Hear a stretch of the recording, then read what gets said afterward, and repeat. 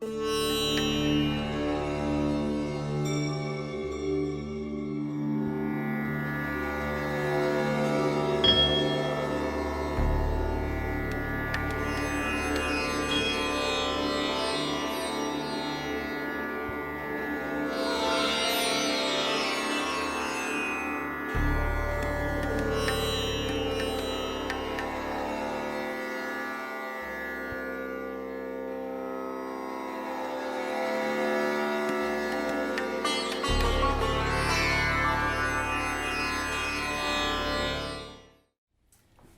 welcome to the video for the Wizard of Agni.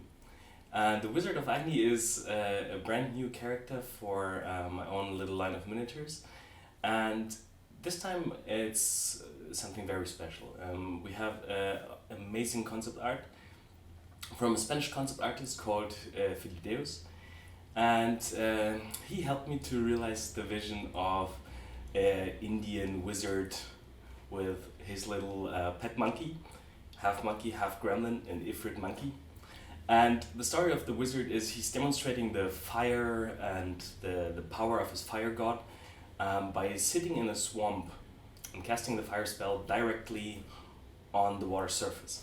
I discovered the art of Philedeus, and I really like his style. So I asked him if he would be available to draw a concept for me. And yeah, this is what he came up with. And if you see the concept and you know Lucas Pina's style, it's quite a clear choice that I wanted to have Lucas Pina as a sculptor. So miniature art is a little bit like dancing. You always have a partner. So here we have the concept artist and the sculptor doing the first dance, and the second round is me, and I'm dancing with the sculpt. So you know, you always have to balance the two different things. You have the image in your mind, you have the figure itself, you have your own style, and in this video I hope to show you how I try to achieve that. And also it will be quite interesting. I use a lot of red tones and combine them together to get quite a harmonious overall finish. But you can imagine that figure actually in all the colors of the world, so I think we will see some fantastic versions of that for sure. Alright, so for the figure in the concept, you can see we have quite a complex light situation. So we have the light from the top, the zenithal light, we have a bluish back reflection from the color of the water, and we have the O's elf from the fire that he's casting. So we will show you very simple steps on how to achieve quite complex light situations, starting with a zenithal light and then introducing the other light sources with a few different tips and tricks, but one after another. So yeah, I would say let's go straight to the desk and start with the wizard. Alright, thanks for watching. Bye! Right, so we have the figure here. You can see I've used first black foundation spray paint and then white from the top. Actually, it's quite nicely visible also here on the back. So I did that with Games Workshop foundation. And let's start right away with putting on the base colors. We will start with the deeper elements first. Mixing some Games Workshop scratch brown with a little bit of model color black. Okay, that should be a nice tone. And consistency wise, we are somewhere like a light base tone. Okay, so we'll just start by putting in the base color here.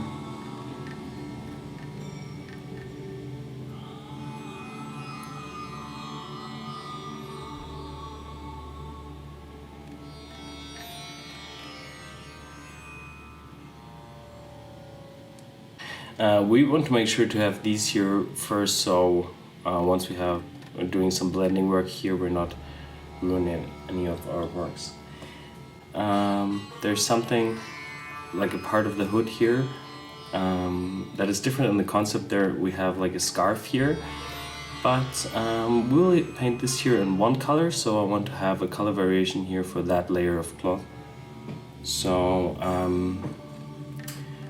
we will do that first, and I think I would like to have some orange here, a little bit warmer red here, and a darker red here. We will play on this figure as it's a fire mage a lot with warm tones, red and orange, and we will also have like that nice little water base as a contrast. So yeah, let's start with a orange tone. We will use also the scrap brown for that. A bit of model color flat red and some yellow ochre from model color, and also a bit of black. I don't want it to be too saturated.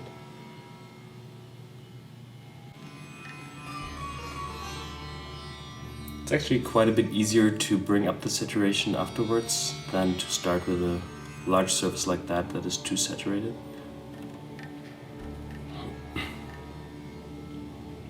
Consistency wise, we're about the same like before, so like a light base consistency.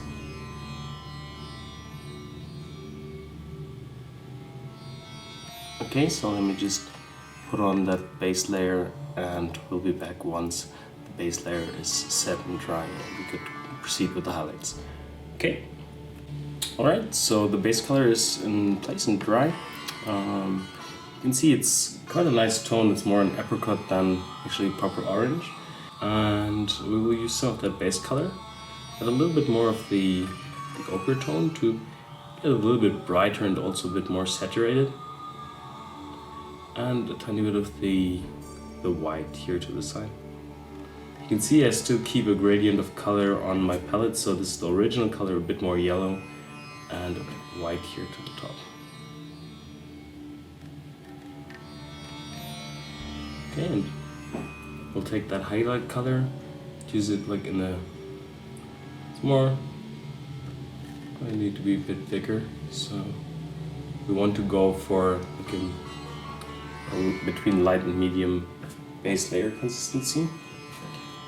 And we will start now sketching in the highlights.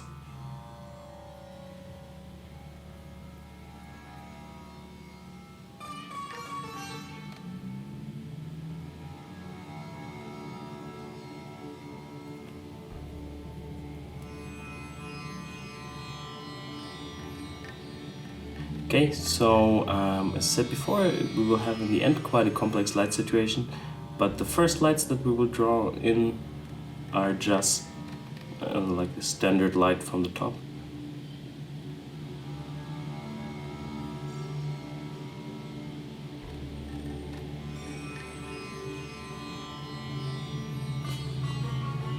So here on the top of the shoulder.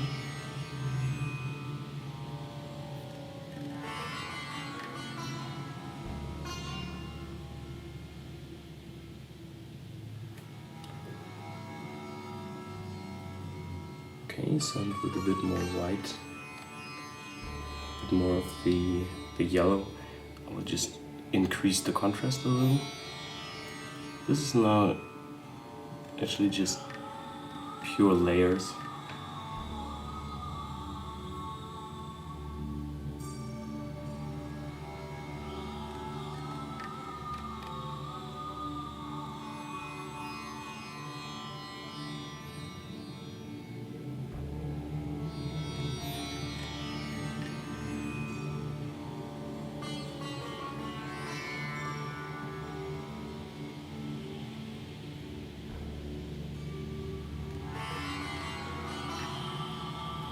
Okay, that looks already quite nice for a first placement.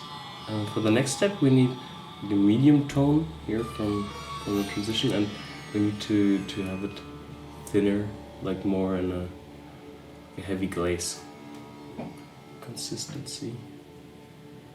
And we'll use that tone to soft out the transition that we've just sketched in. So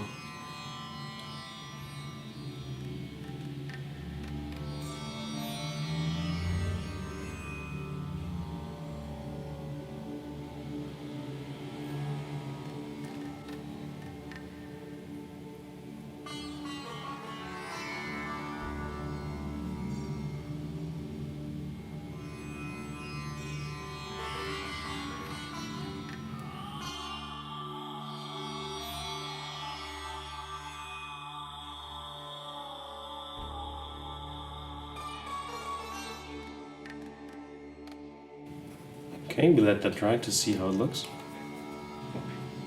Okay, I think it's always quite a nice step to see how just a few glazes of color can really pull the transition together and make it work. Here in this case, I really want to get like the look of soft fabric, so I will just invest that time to get a smoother look by continually putting thin glazes of the midtones here.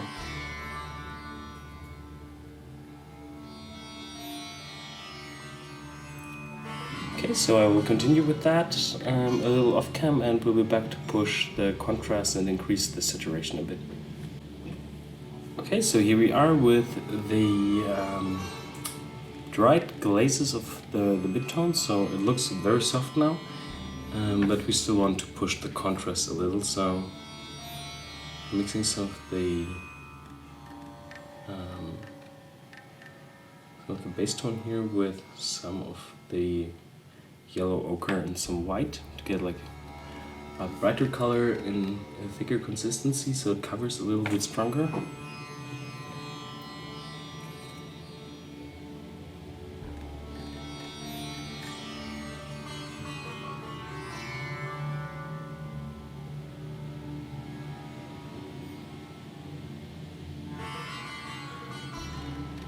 And we will use that here to pick out some details, and also some to increase some of the highlights.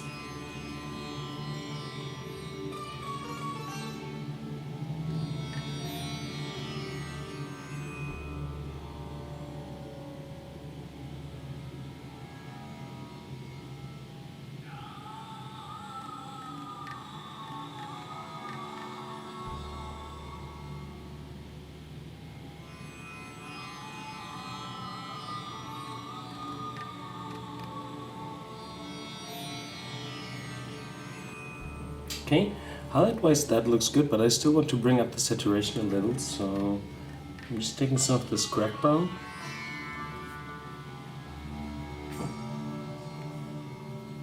Pure scrag brown, thinning that down quite a bit. So I have like a medium glaze consistency, between medium and light. I just place it here in the shadows. Clean my brush and feather it out.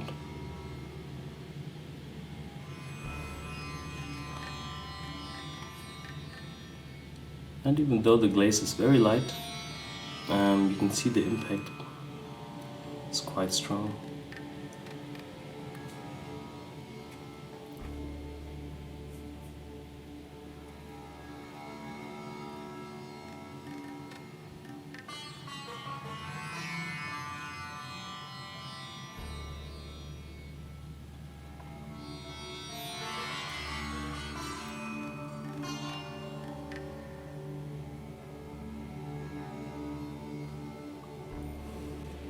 Alright, nice. That looks already quite good. We will see if it needs some adjustments once we have the other tones in there. We might need to push the contrast in the shadows a little. But let's just continue with those elements here to the side. I think it would be very cool to have those in a more golden yellow. So I'm mixing some of the scrag brown with some of the yellow ochre with some of the scrag brown. I will put that down as a base tone.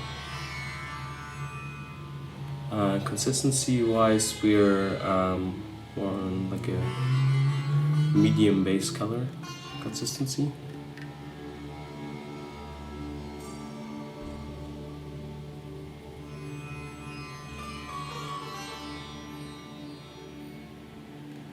Maybe even a bit thinner.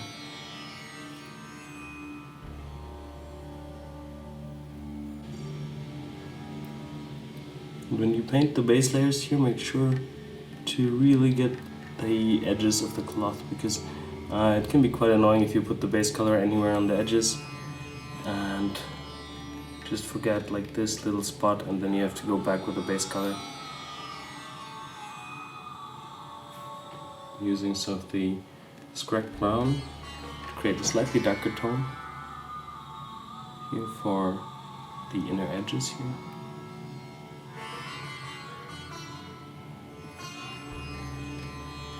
Okay, and some of that scratch brown with black here in quite a light consistency, like a light layer consistency. Just to get a little bit stronger definition here in that crevice there.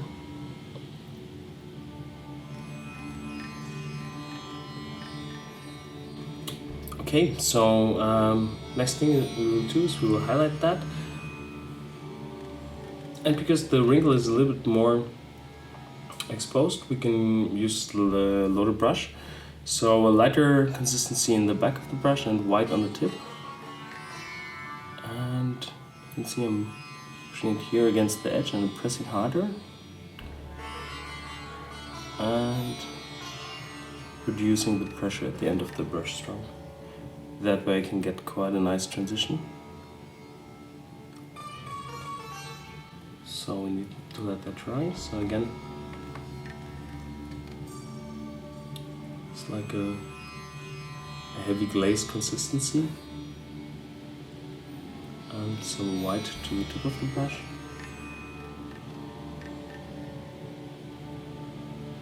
Press strong in the beginning and reduce the pressure while you pull the brush back.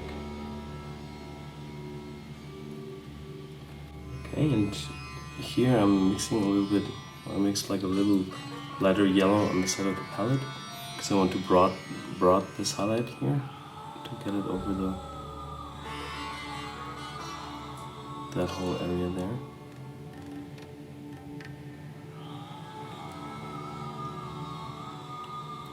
Cleaned the brush and now I'm just feathering it to the sides.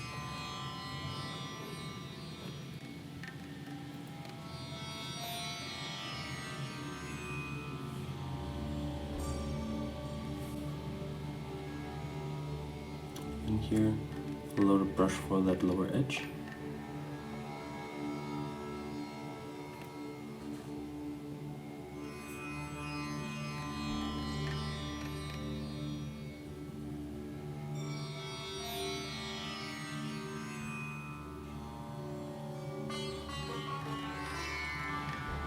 So I will continue like that on the other side, and we'll be back for more definition and shadows.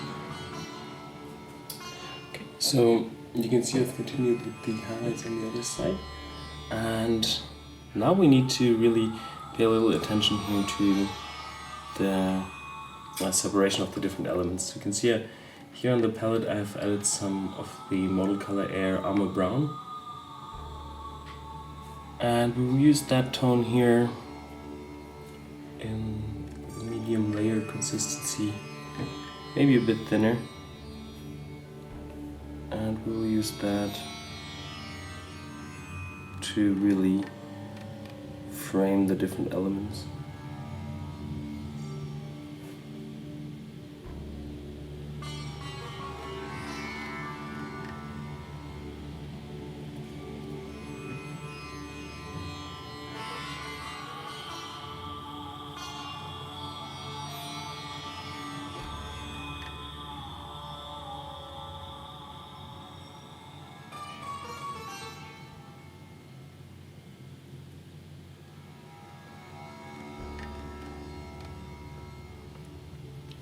I went a little overboard here, so I'll just take the wet brush and soften out a little.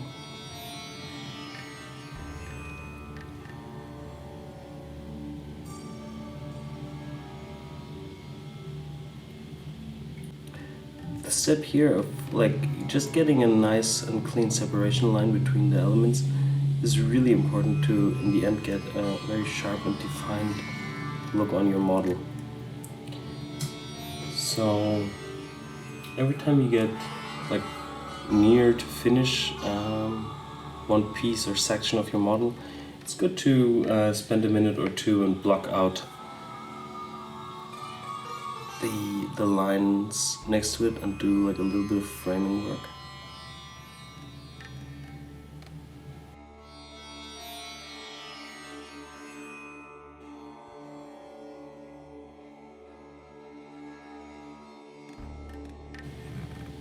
So I think you got an idea of why I do this. So I will just continue and we'll be back with the framed model. For other areas like here, for example, I will just use some Army Painter Strong Tone and just put that here in the recesses, quite diluted, to just get like the definition here between the tones. Okay, I will also put a base color here on the necklace, because I think you know how to put a base color in place. So just be very careful to not stain the shirt, but we'll be back once the base color is in place, okay? Okay, so we have the base color here on our beads in place. I've just used some pure Alma Brown for that. And you can see here with the lining we went a little bit overboard, so in this step now we will just refine some of the highlights using some of our yellow highlight color here.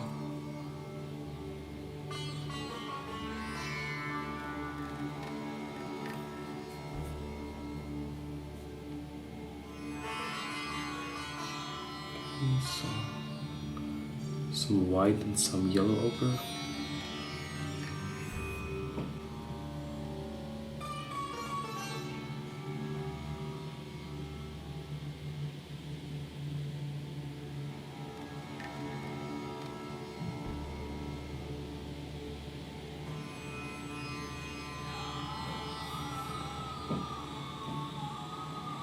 Okay, a little bit darker.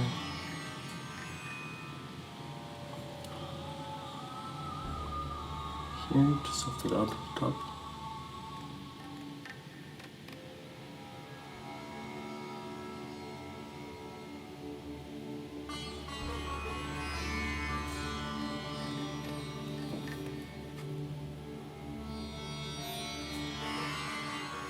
We'll also add some smaller highlights here.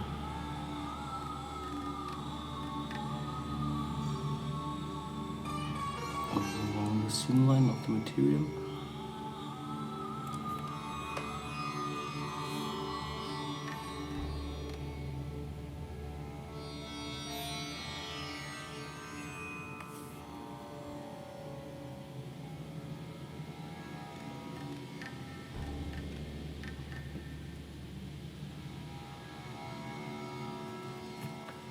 Okay, and you can see here on the upper edge I've already added a bit of the Alma Brown to get a bit more of the definition here toward the orange cloth.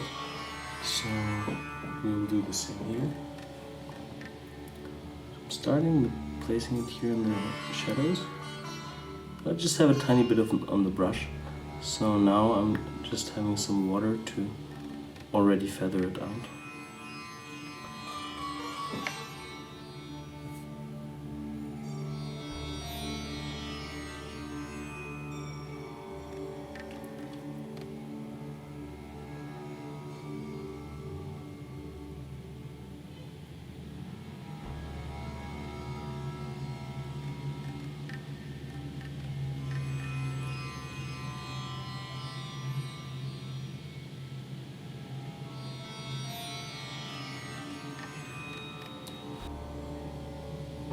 I think that looks already pretty cool definition wise.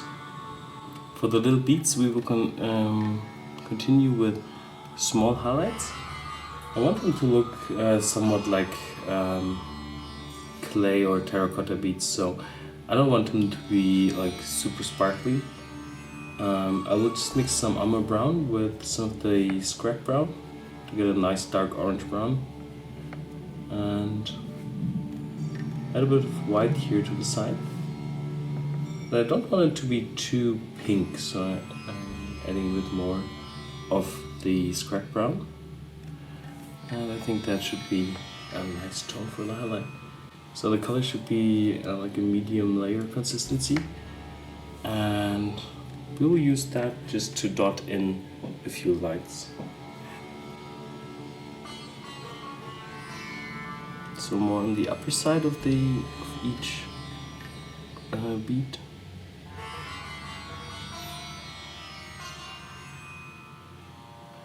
And don't paint the smallest dot that you can do, because you want to add a smaller one on top.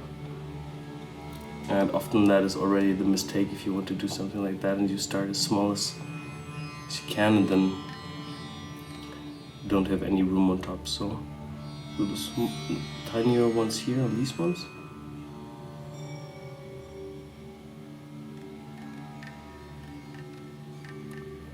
Okay. And we'll take some more white into the mix. Also some more of the scrap brown, and we will paint smaller, brighter dots just on the top.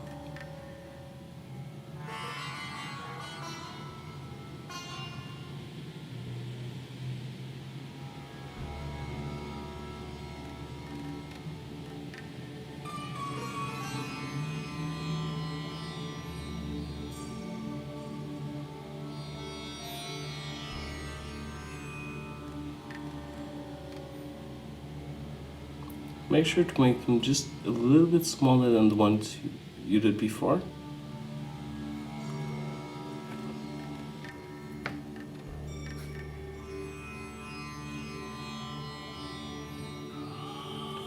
Okay, and a bit brighter just for the ones here in the middle.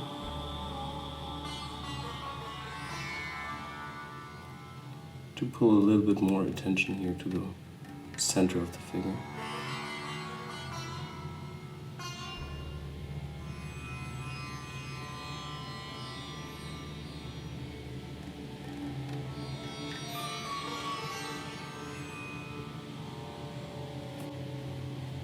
And some pure white for just the tiniest dot here.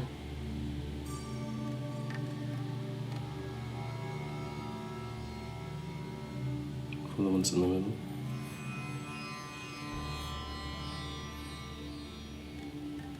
And again with not so bright tone to soft those out a little.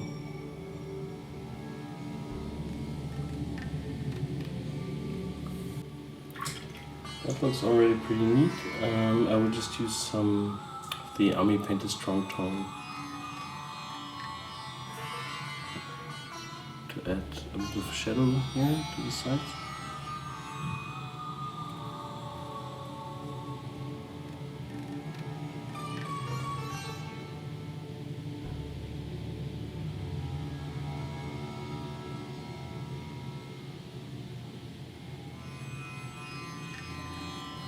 I think for now we will leave it like that. I really like the contrast and how the colors work naturally together. I think it will look also quite a bit different once we've added the large red color of the cloak. So let's start with the base tone here. Okay, we'll take plenty of the model color flat red, some of the armor brown, a bit more, and some black,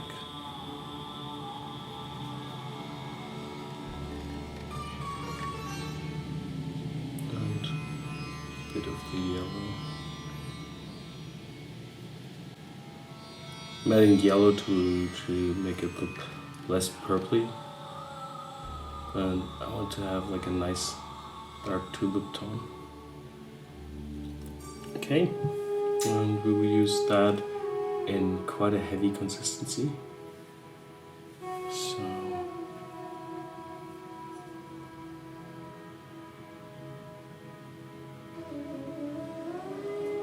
it really covers with one or two layers.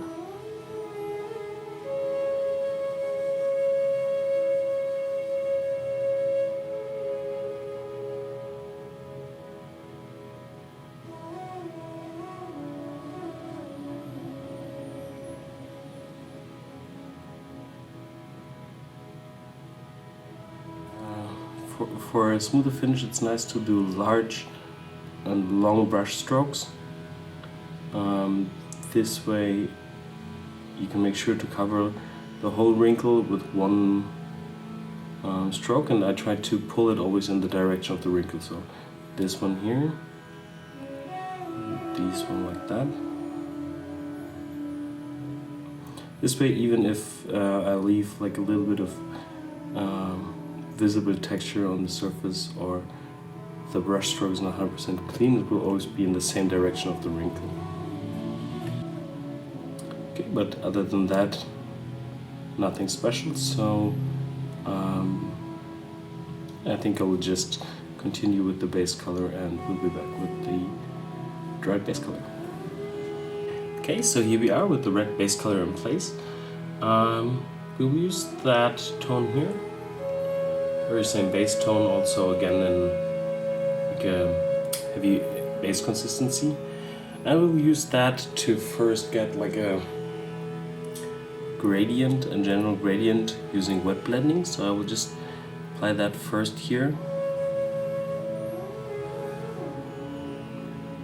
Then add some dark sea blue.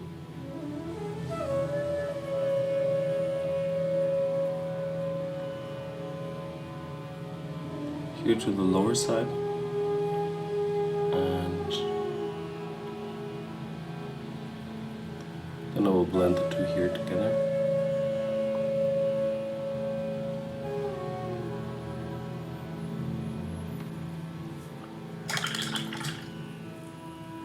Okay, so again, some of the red color here.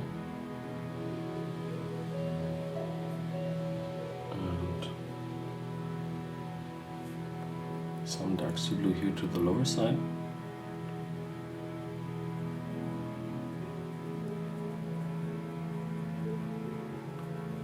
Then just blending the two together. A bit more here of the red.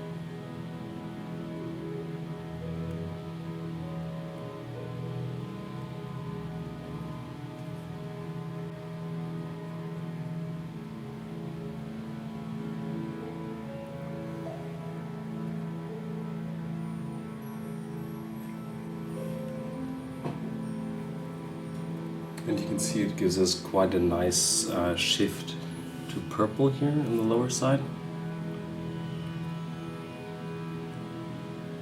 We do that to get like an interesting color variation in the cloak, and also to bring it closer to the water base that we will do.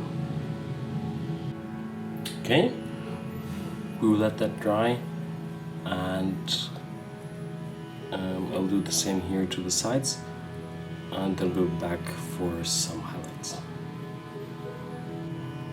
Okay, so now the transitions here are dried. We can see them a bit more easy. You can see it gives quite a nice and interesting color variation. Alright, so let's go for the highlights.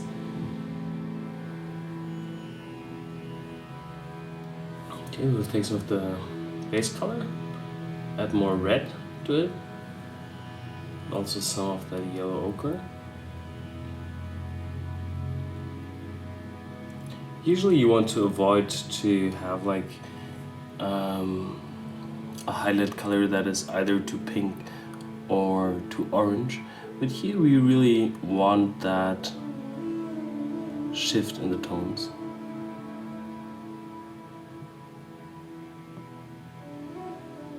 Because we're not going for like a bright Superman red cape.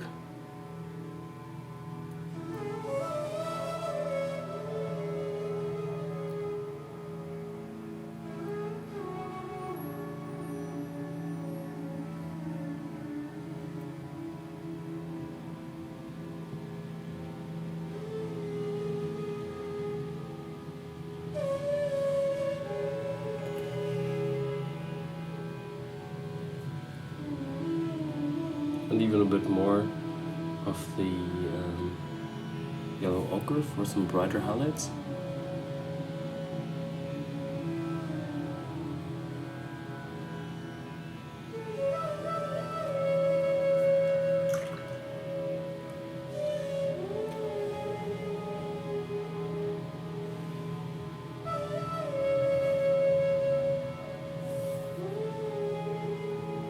So here on the shoulder for sure.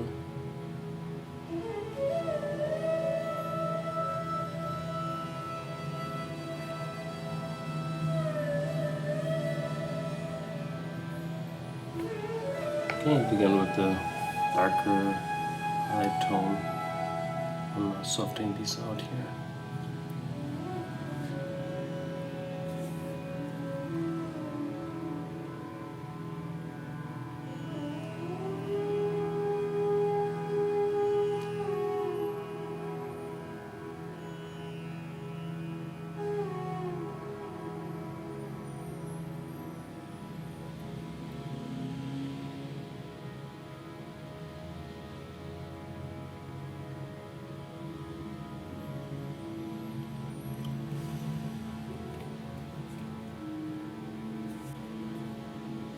Again with the brighter highlight color, more opaque, so it's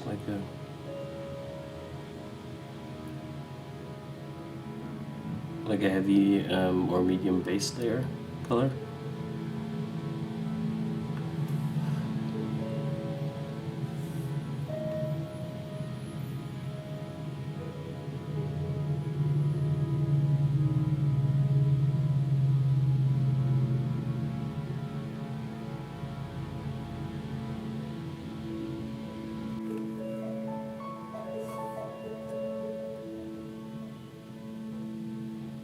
So this here is just a little back and forth with the bright tones.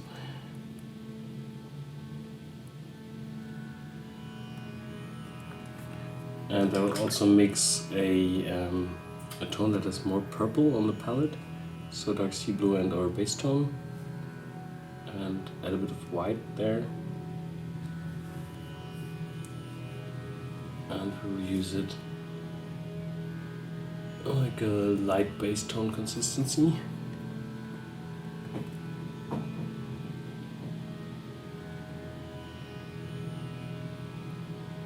We will use that tone here for the highlights in the lower area.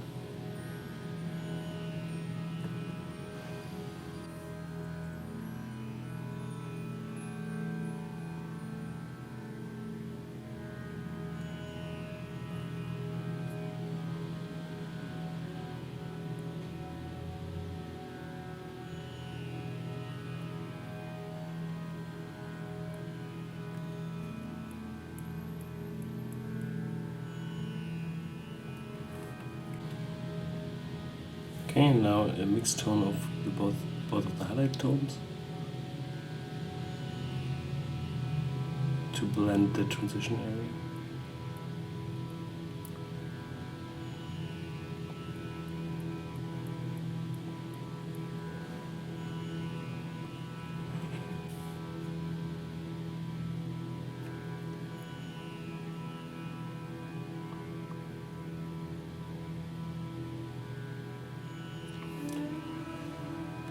Right, so I will continue like that and on the rest of the cloak, and after that we should be ready to work on the definition of the shadow areas on the cloak. Alright, so you can see the red is in place. I continued with the transition on the purple and also with the highlights here. It looks good so far, but I think I still want to push the contrast a little bit stronger. You can see I've also rearranged the palette so it dried out and the paper wasn't in all that good shape anymore. So we will remix our red base tone here using flat red, model color black, the armor brown, and some of that yellow ochre.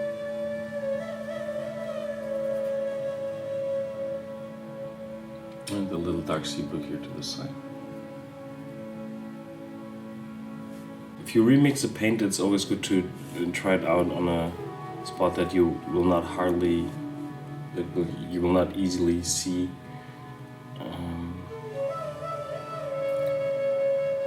So we can just see if the color works fine.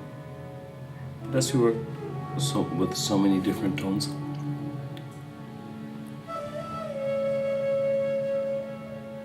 I think it will be quite natural in the end, even if you have like a slight color variation. Okay, so I'm mixing more black here to the side to get like a really dark, almost black tone.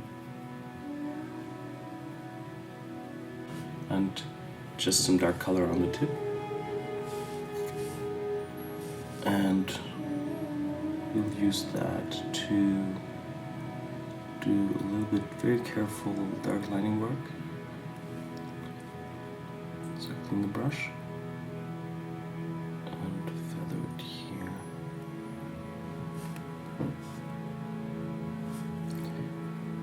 It's important, or let's say it's easier if you just have the color in the tip of the brush and water in the rest of the brush. This way the danger of ruining a surface with paint that spills is just a little bit more limited. Also, you will have more control.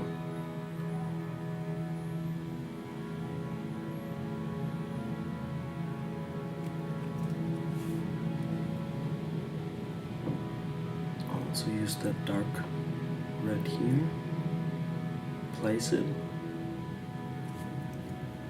clean the brush and pull it into the shadows here. Clean the brush again and continue on the upper edge.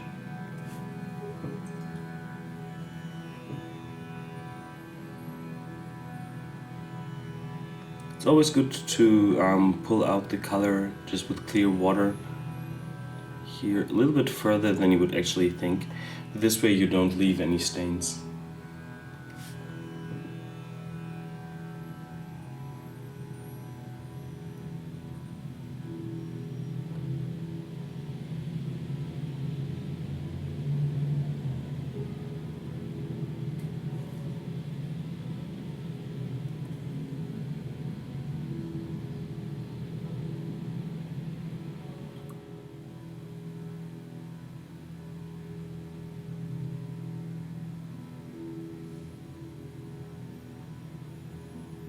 And I'm using that dark tone here also to darken these little torn edges here in the material. And I will also place a highlight using some white to bring up that purple tone that I've just mixed here.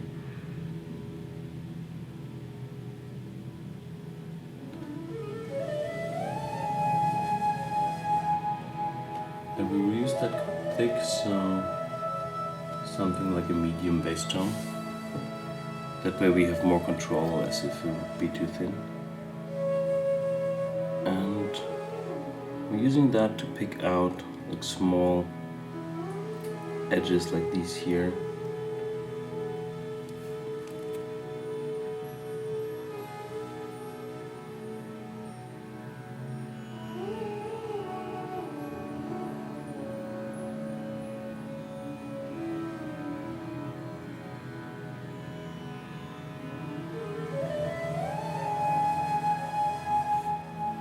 And with a bit more of the yellow ochre and some for a base tone. More of the red.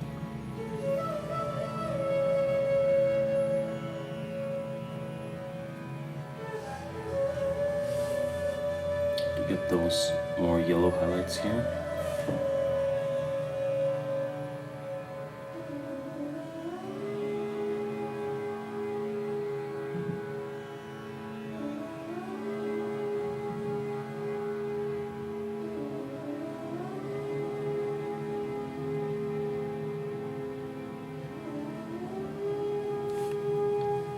I'm just adding a bit of like a maximum highlight to get a sharper and more defined look. So here along the edge to get like a top highlight, just next to the dark line that we've painted before, to get a nice separation between those two. A bit more of the red, still same consistency, but the more we're going to move downwards here, the more red we want the color to be.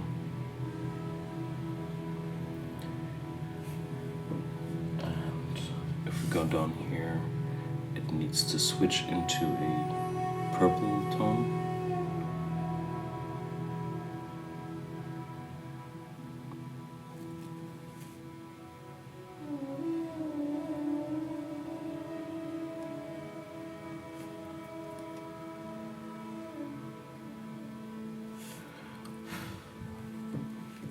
Okay, so that's it so far. I think it looks already pretty cool. The next thing that we'll paint is the awesome little Ifrit monkey, half monkey, half gremlin. And we will start with putting down the base colors on the different elements, and I'll just focus on the head. All these fur elements are pretty much the same. So let's see how we can do an awesome golden fur like that. Alright, so let's start with the fur of the monkey. I really like the color and the concept, so I'm trying to achieve something similar yet with my own touch. So I'll use some of the yellow ochre with a bit of black.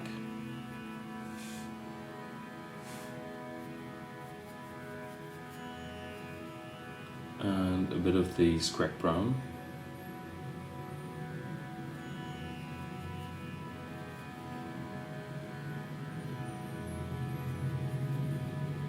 And sometimes if I'm not 100% sure if the color works on the palette, I just compare it next to the other parts on the model on the brush and see if that could work. And I think the tone is pretty cool. If you work very close on a reference, you can also just go ahead and paint it on your printed out reference. We will go for like a heavy base tone, and we will just cover the fur here with 1 or 2 layers of paint. The black and white foundation should give us a nice base where we already have kind of like a pre-shading done, so the color will dry darker even if we work in somewhat opaque layers of paint. Okay, we'll just continue with the base tone, and we'll be back for some work with the strong tone wash to give a little bit of definition and shadow. Alright. Okay, so we have the base color in place, and before we go to add the wash for some definition in the shadow area, I thought it would be a good idea to paint the base color of the flesh. So I've added some model color red beige to the palette.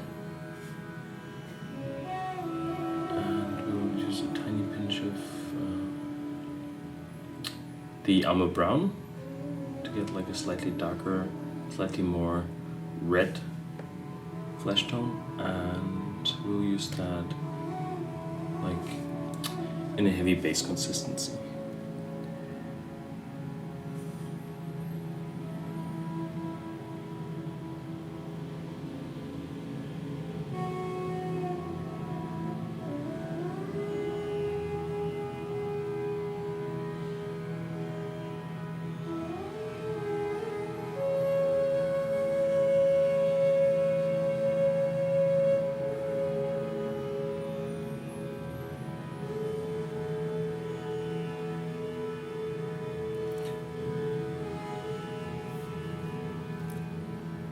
You might have noticed that I removed the arm with a pipe to have better access.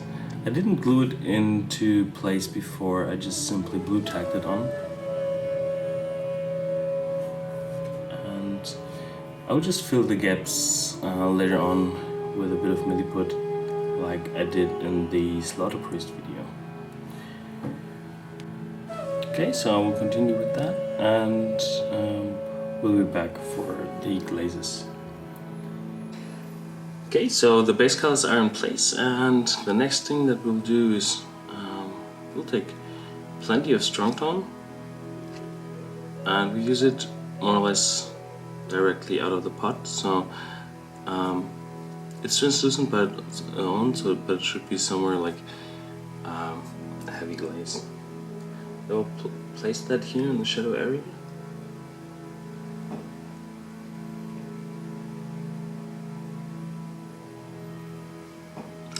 Clean my brush and distribute it here in the shadows.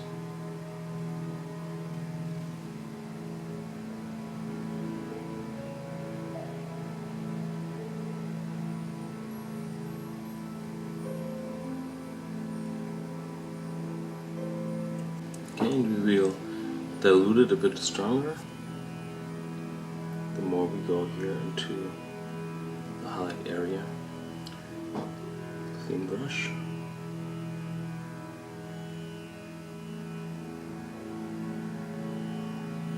Just to pull out the pigments. Again, the stronger, not so diluted tone here.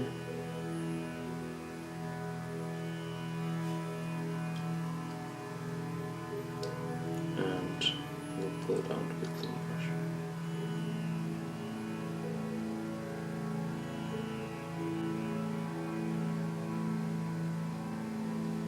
Oops.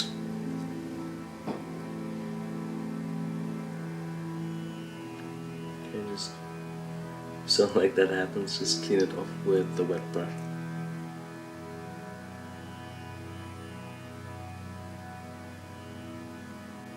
Alright, so we will let that dry and we'll be back for the highlights of the fur.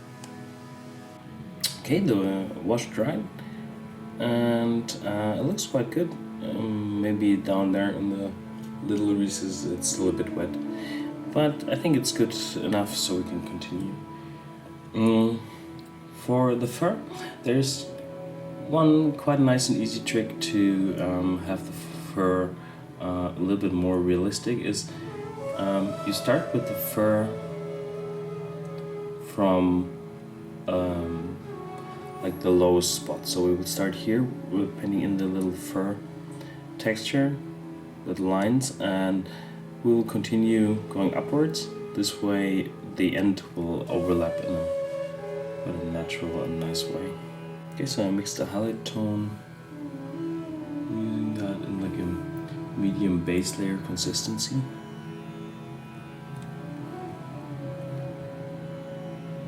We'll start here in the lower area.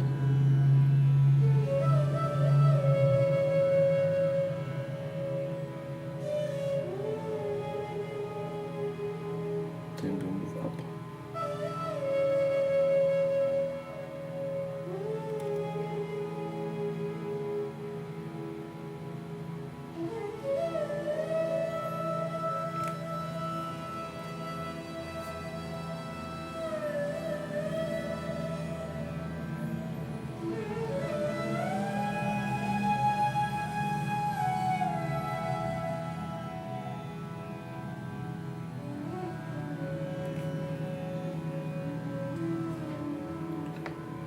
A bit brighter the more we go to the top.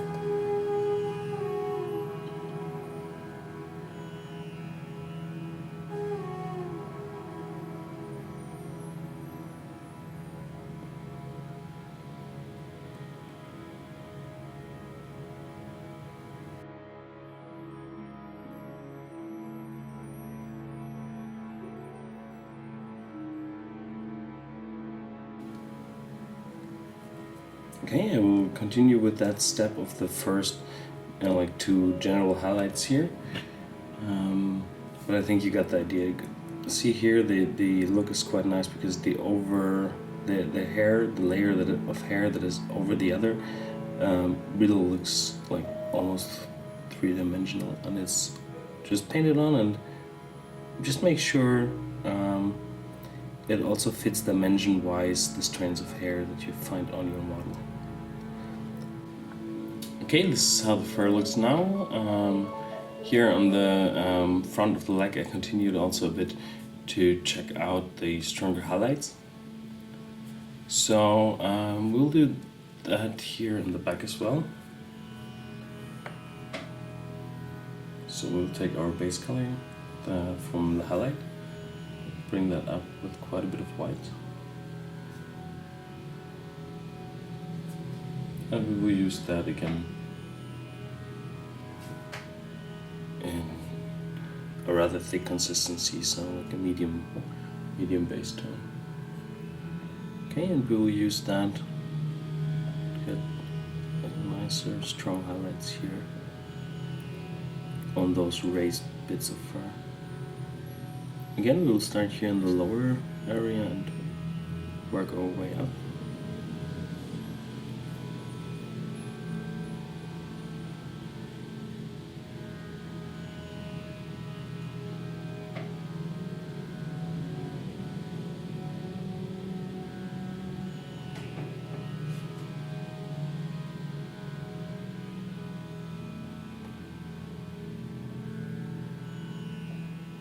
So up here. Okay, but I think that already looks good. So let's continue with the highlight on the flesh areas. We'll just do those with a loaded brush. Okay, so we load the back of the brush with some like a between medium and heavy glaze consistency.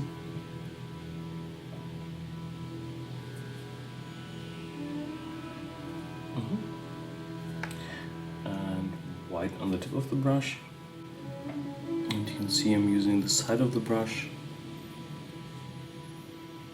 This way I can vary the amount of white quite nice and easily, yet get a nice and strong transition here.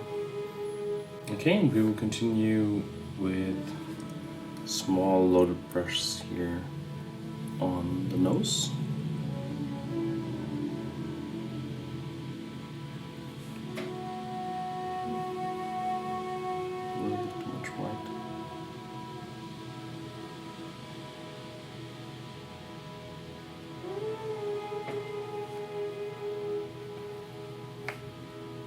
Okay, so make sure you have really not a whole lot of paint on there because the surface is quite small.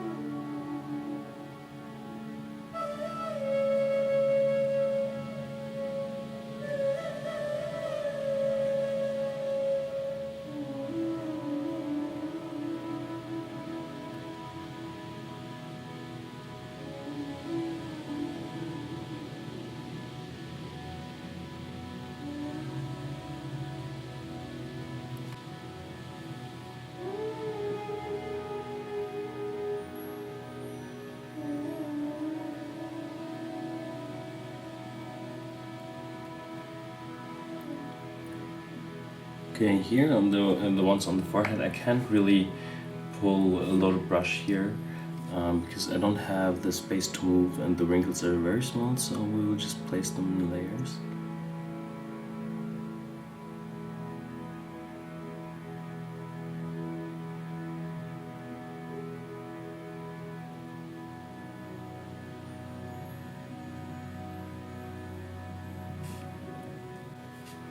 And also bright on the eyelids, but not really all that bright, so I'm just taking some of the base tone here to the sides.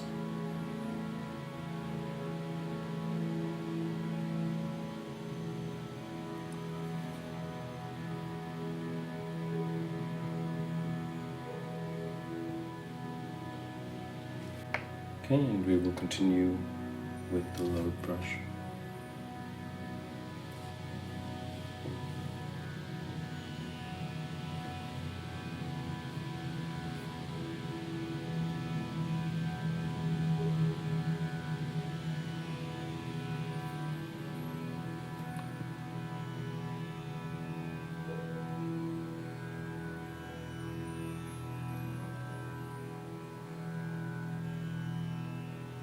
Okay, and a little bit thicker consistency here, pre-mixed highlight tone, just to pick out some of those wrinkles here.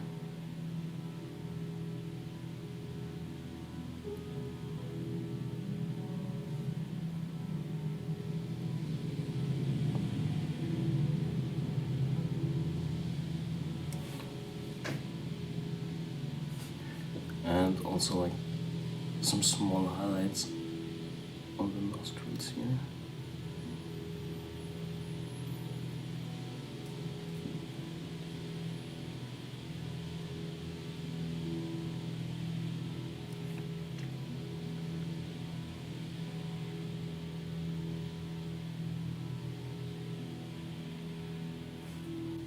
Okay, I will continue with the highlights on the parts here of the ears, like I did here on the small wrinkles, and we will back for details like the eyes, the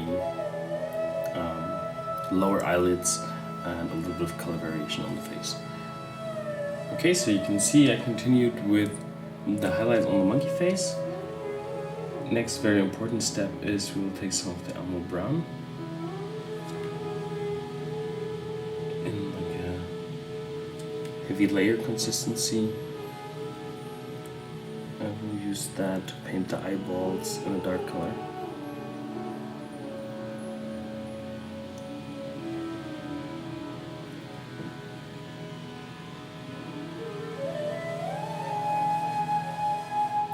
And we'll use the little bit of tank brown that's left here just to get some darker tones on the inside of the ear.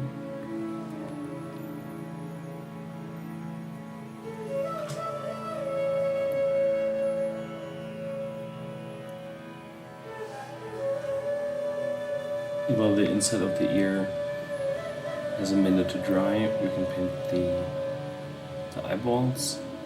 I want them to be not like human eyes. Need to be like a nice dark brown with a bit of this cracked brown here is a somewhat orange highlight.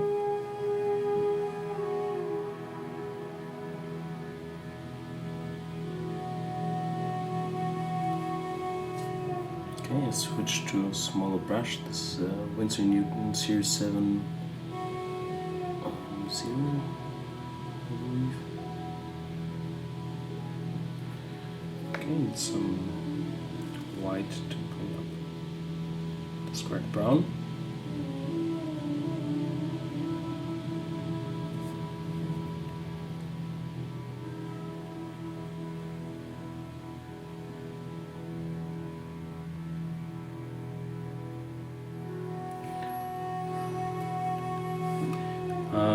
I want the Ifrit monkey to be looking in the direction of his master, so I'll place the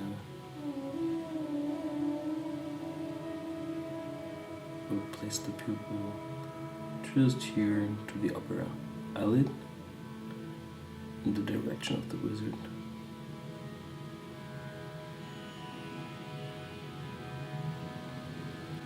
Okay, you can see I went a little on the eyelid, but we can correct that once the eyes are painted. Okay. The next thing will be a white reflex dot.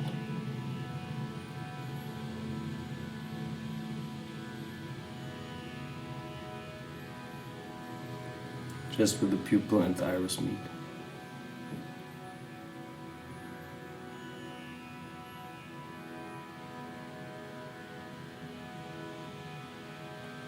Okay, you have to correct that.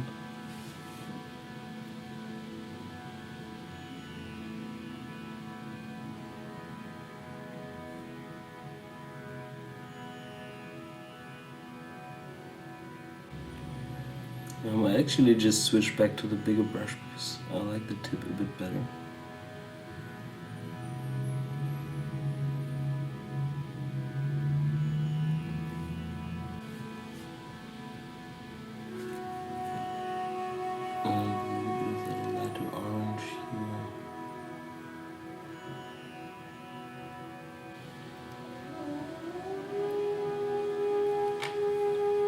And some of that lighter skin tone here to correct the eyelid.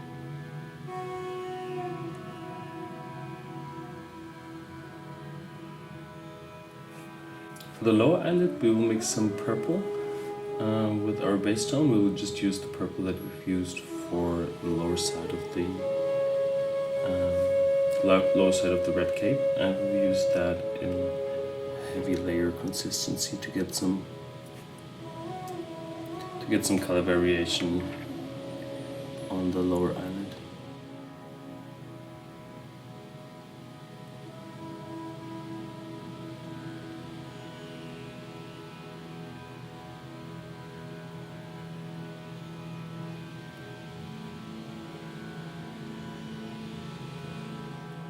Okay, and some white to that purple tone to get a nice highlight color.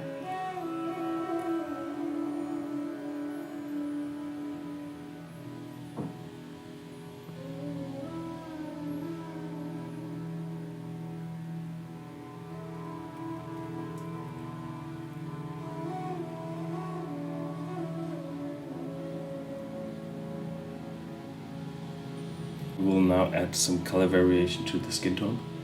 So I want to have a little bit of that pure flat red, but very, very thin. The impact of red is always quite strong, so we're really going for super light glaze here. And we will apply that here under the cheeks.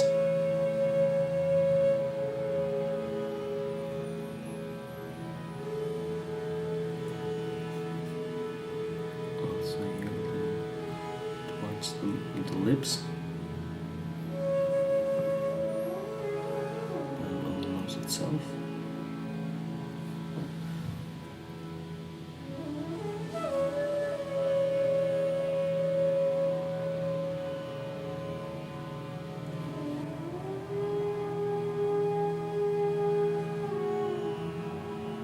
And the very dark shadows, and we want to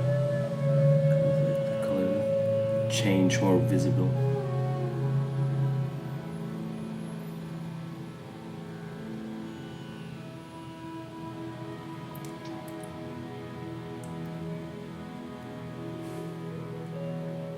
But when you do something like that, make sure the wash doesn't pool, because you want it to be really like a glaze. And if it pools, the pigments gather and it will look too strong.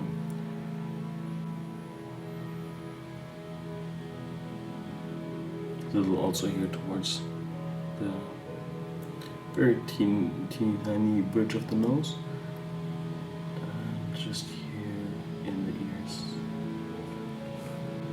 Okay, nice. I will see if I have to do anything, or if I can fix the eyes by pulling the figure a bit closer actually to my eye and not holding it in front of the cam. I will try to add like a little bit brighter orange color here on the lower side to make the iris more visible. Okay, but other than that, I really like the monkey face, and we'll be back for the feet and the fez and the trousers.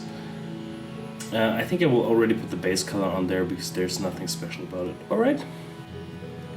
Okay, so you can see I've glued the armor in place. Actually, I just needed a bit of super glue to fill the gap, and it looks all fine. You can see also the pipe and the small emblem are painted in a very dark brown, and the fez is in the base color of the cloak. Okay, so let's start with some highlights on the fez. We'll use the base color, mix some of the yellow ochre in there. Also see I've painted him like a small silky trousers in purple. I will do them in the very same way, so there's nothing you missed.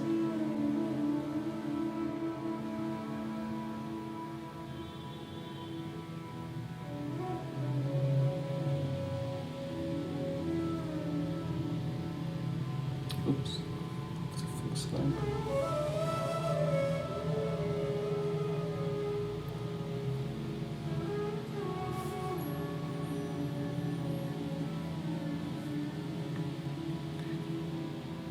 Kind of a bit brighter.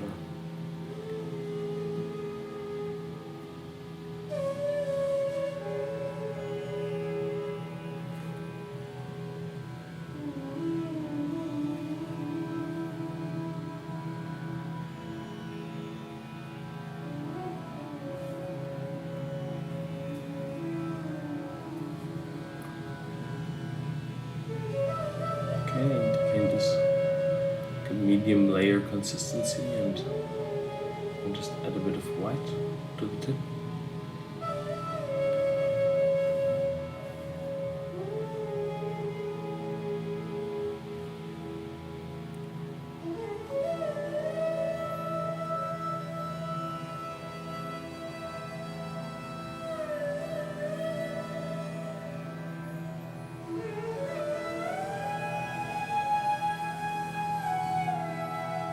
More white here for the top.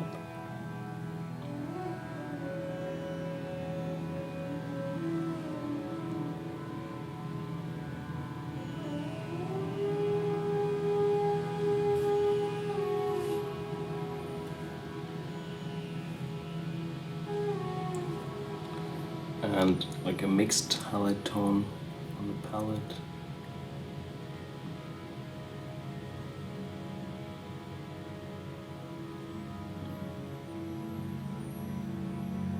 Just here for the fine line of highlight.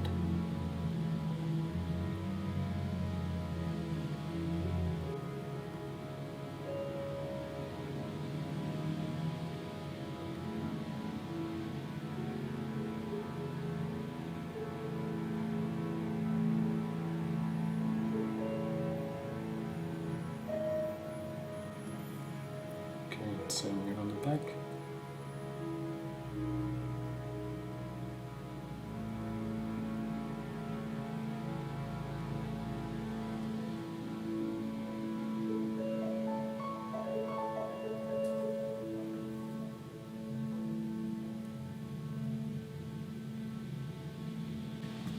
Alright, I really like how that looks, and I think we should just continue with the non-metal parts and see if we need to add a little bit of shadow color to give the fez a little stronger definition. Okay, for the I want to go for like a brass tone, so I'm mixing some of the yellow ochre with some scrap brown and some black and a tiny bit of the almond brown. Okay, and we'll start putting in the base tone.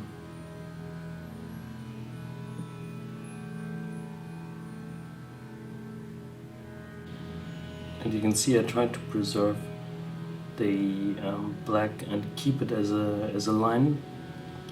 Those are small details.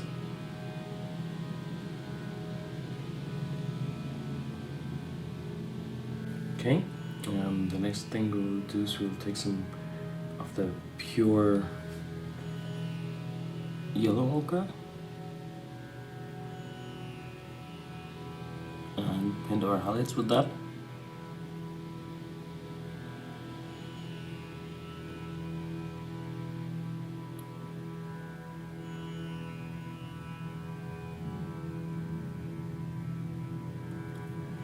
Okay, and just having the ochre in the back of the brush, I just added a bit of white to the tip.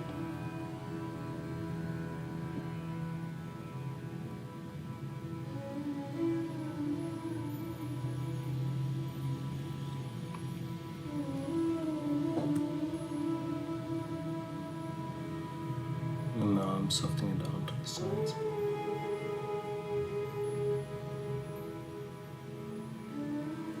And now with just some pure white on the tip, creaming the highlight and pushing it to like a pure white max.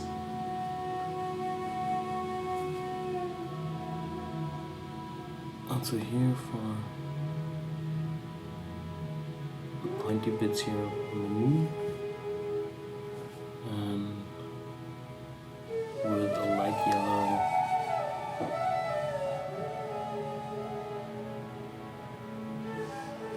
I'm trying just to highlight the front of the moon.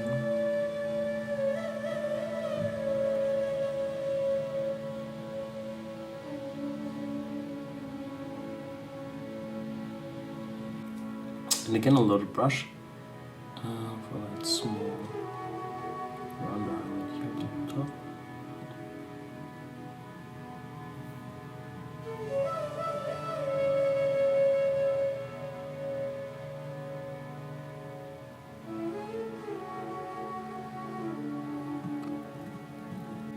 Okay, that looks already pretty nice and sparkling.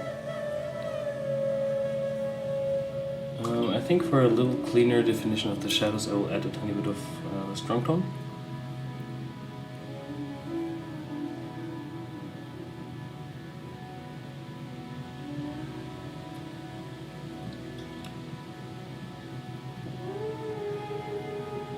Alright, so for the pipe we will continue in the same way. So you can see, also if you remember the non-metal guide here, these are like tubes, like cylinders. So we want to make the highlight running across along the middle of the cylinder to be the brightest.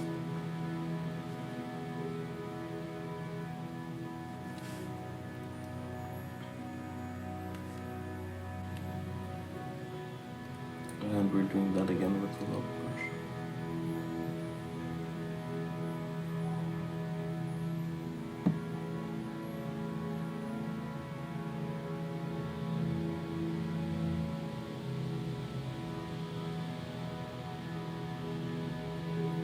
Okay, and with some pure white.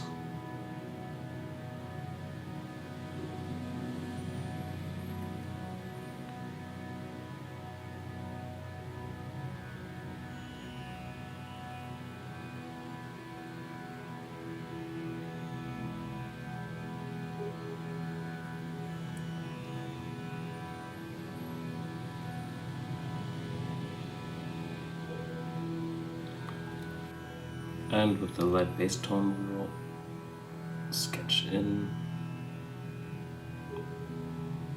something like a horizontal reflection.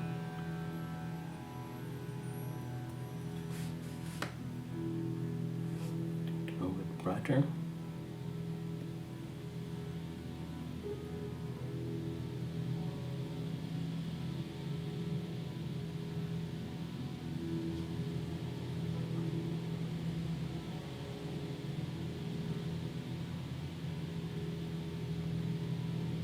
I will continue on the pipe, continuing also with the placement of the highlights in the same direction in the same way.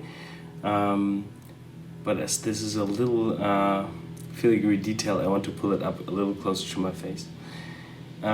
Okay, so we'll be back once that is done, and we can continue with the next part. Alright, so after finishing the non-metal part, we will switch directly to the skin tone, and here we have the wonderfully sculpted arm of our wizard. And you can see from the foundation I went first light from the top and then white straight from the front, because we will have our light source of the fire here, our second light source. But again, first we will focus on the general light. You can also see I've rearranged the palette, so we have some Scrag Brown from Games Workshop here, some Model Color Black, some Strong Tone from Army Painter, some flat red from Model Color Air Armor Brown, some Inktense Chestnut, and some of the Schminke Titanium White. Okay, we'll start with some black and some of this Greg Brown. Some more black here to the side.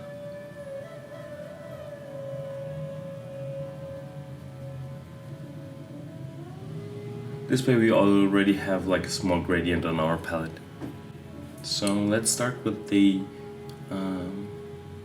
lighter, somewhat more orange tone here, and we'll use that as like a light base color consistency. And we'll use it fairly light so we can really see the pre-shading that we've done before with our foundation. I'm using a large brush here to really be able to cover most of the surface in one go. Do not leave any marks. Yeah, make sure to really get the base tone all the way here around the necklace and also here in the small crevices between the fingers. Okay, we let that dry and we'll be back for some highlights. Okay, so our base layer is dry and you can see actually quite nice the difference between the upper side here and the shadow side. The tone seems quite darker, and that shows very well the benefits of the black and white foundation. Also, yeah, also the inside of the hand, you can see it's quite a bit brighter. And that is all just due to the foundation. Alright, so let's see where we have our highlights here. We will be placing those first highlights with a loaded brush. So like a heavy glaze in the back of the brush, a bit of white on the tip.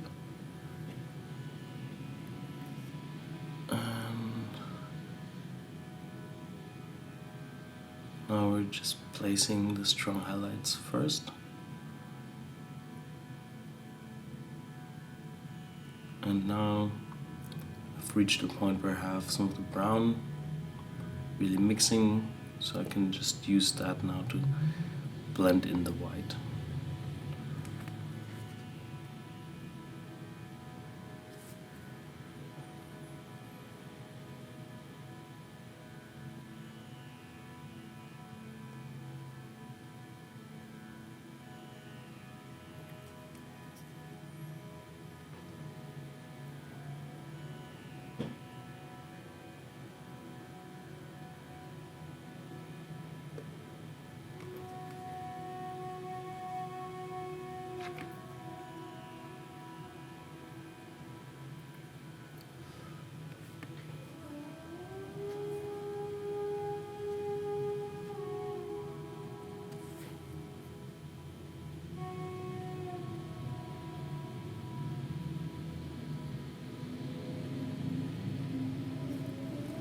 And we don't want that harsh white line here, so I'm just using the glaze from the back of the brush to soft that out already a little.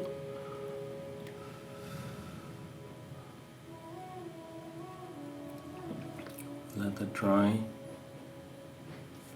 and go back to the area with the lower brush from the other side.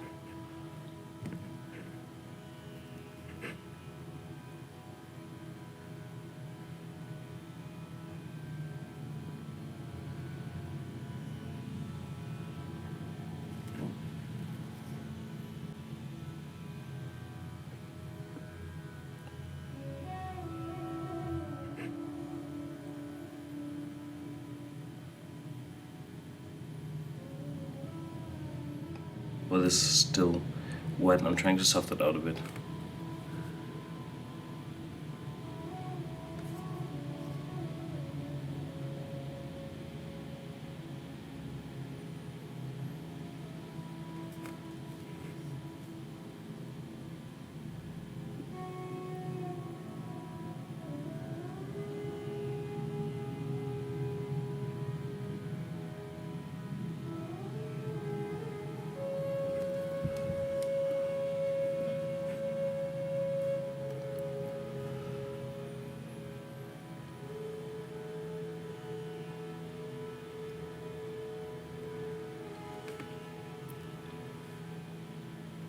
Okay, and for the area here and between the two bracelets, we cannot really pull a lot of brush, so we will just do it with layers and continue the highlight here.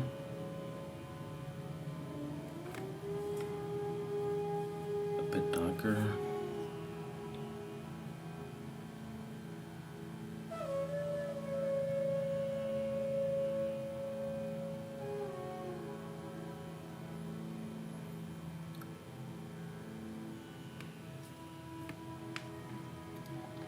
Okay, now to the other side.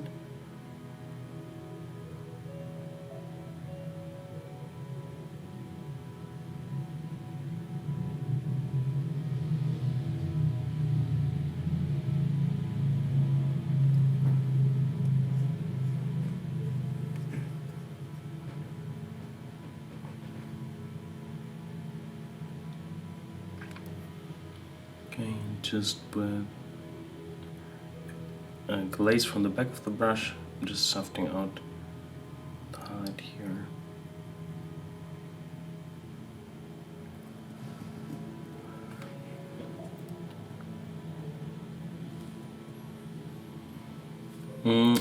The skin tone, especially in the highlight, might appear a little bit too grayish now, but the nice thing is when you want to paint dark skin tones like that is you can actually start as if you paint like the average Caucasian skin, and then after you place the highlights you can play with different tones and to bring in a little bit more of the saturation again. Alright, so I think I will just continue with the highlights here, like that, especially on the fingers, here around the knuckles. We will go more for like linear highlights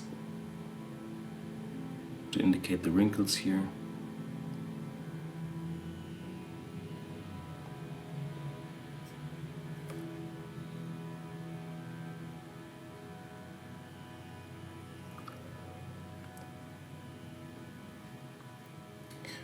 But other than that, this is pretty much the same, and we'll be back for the highlights on the inner side of the hand, and we'll continue after I've placed the highlights. Okay, so now we will focus on the inside here of the hand, and yeah, hopefully that is visible on cam. But you can see actually what we have here with already the thin base color in place looks already pretty cool. Gives us a nice definition of the wrinkles, and it already gives us quite a lighter tone to start with. So we'll take some of the base tone and mix it with some white and use that in like a heavy glaze consistency. Okay, now we will clean up what we see and work with that. So first a thin glaze of our lighter base tone here.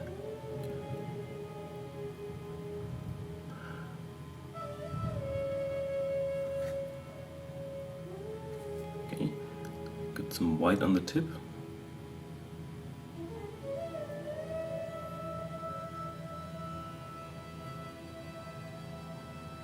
Just blending those two together.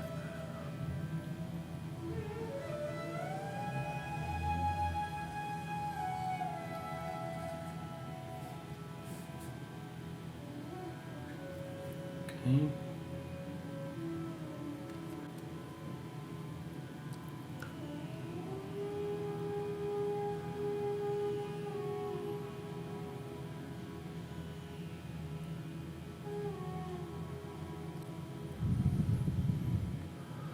Okay, and a bit thicker color here to the side.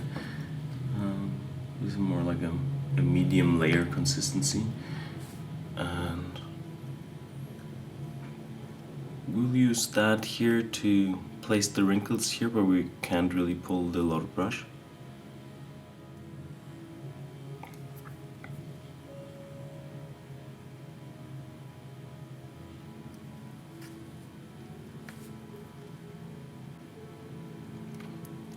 Okay, and I'm cleaning the brush and I'm glazing the midtone here over the dark wrinkles where some of the pigments gathered, because I don't want them to turn out too dark.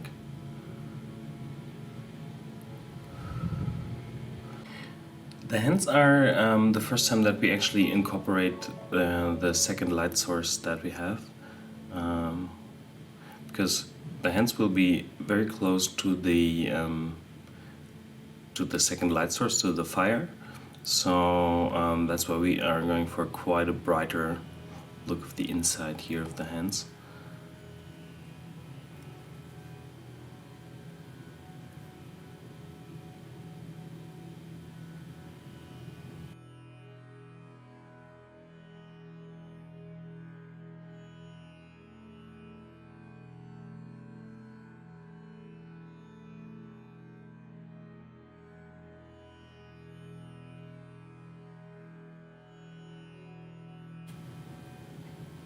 And a little bit thinner.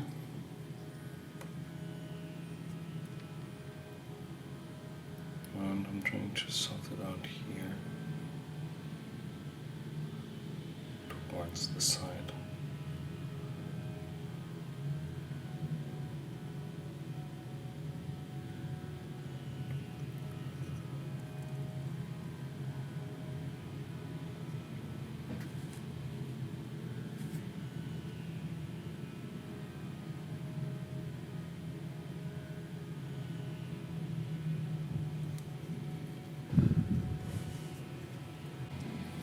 Okay, for the next step,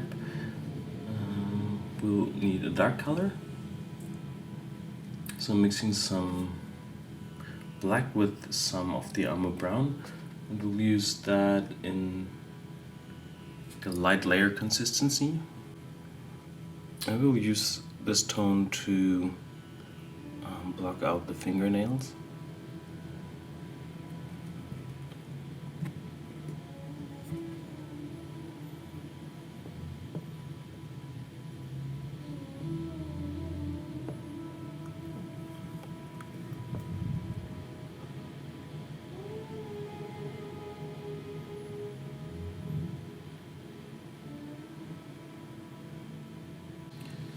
Okay, as it's such a tiny detail, it's kind of hard for the camera to focus, so I think I will just show it on one nail, and I will pull the figure to the side and quickly paint the rest of the nails off cam.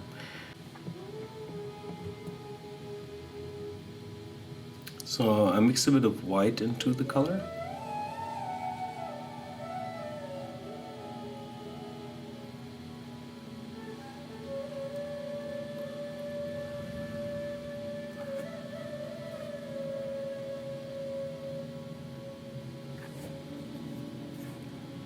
Okay, and with white on the tip.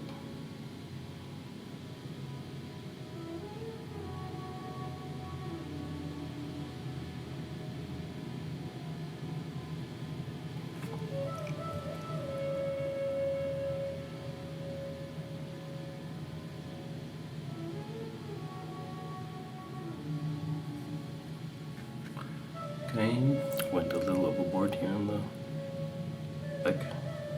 The nails, I'm just quickly getting it back with some of the skin tone. Okay, some white on the tip.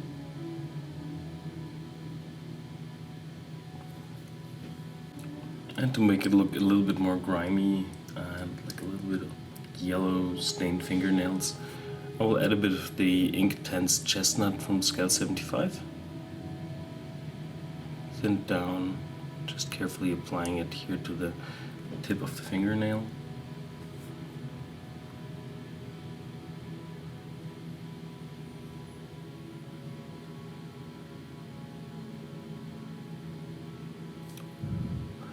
Okay, I think that looks pretty cool. I will continue with the other nails and we'll show you the end result once it's done. Okay, now we have the fingernails all painted. And so now I think it's a good point to take care of like the vibrancy of the skin tone and the slight color variations that we need to make the skin look alive.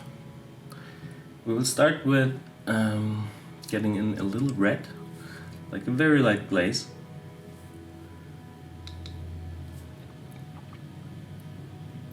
And we'll start glazing it here over the knuckles.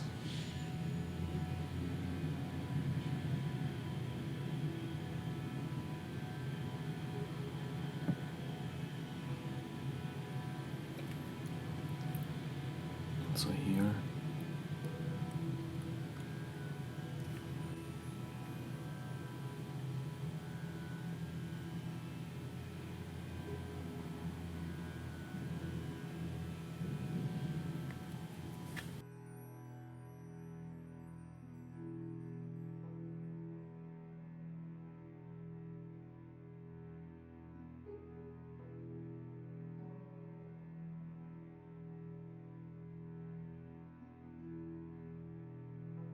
Alright, it's already like a very nice little shift in tones. I will increase that variation of the tones with a little bit of the Inktense Chestnut. Also the rather thin glaze. We'll use that here in the shadow areas of the fingers.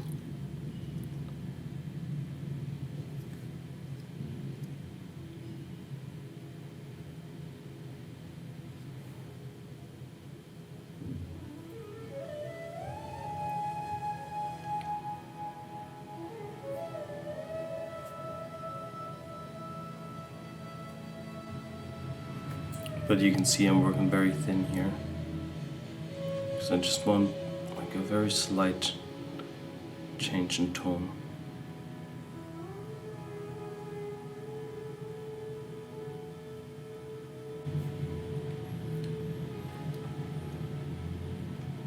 Okay, that looks pretty good so far, and yeah, I like the slight change here that we have in the color here, and also with the red. So I think now it would be a good time to paint the other arm and put the two on the model and see how it works all together. Okay, so as it's all the very same for the other hand, I will do that off cam, and we'll be back with the model with the arms glued in place. Perfect. Alright, so you can see we have both arms in place, and I think it looks really cool together. We might just want to bring up the orange tone in the skin a bit, and we will do that by just using a bit of the pure scrag brown in a light glaze consistency.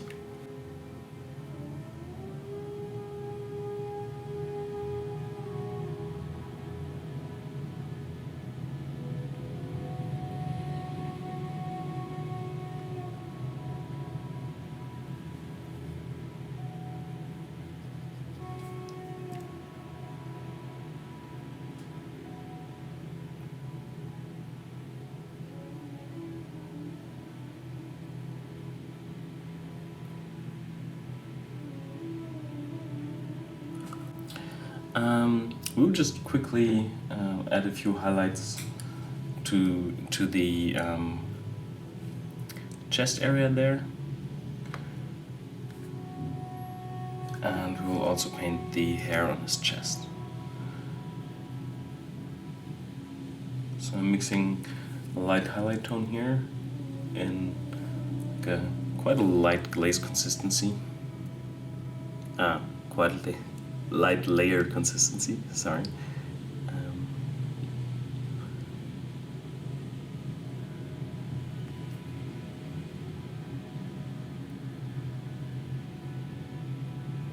Just that here on the upper edge of the neck. And a bit brighter.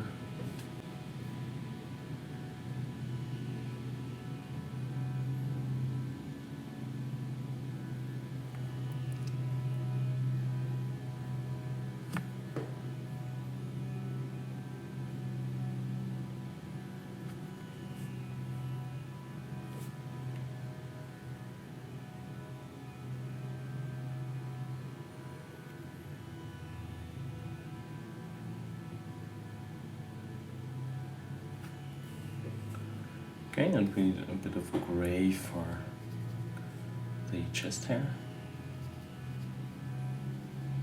And we will add a bit of the skin tone in our in the chest hair as well.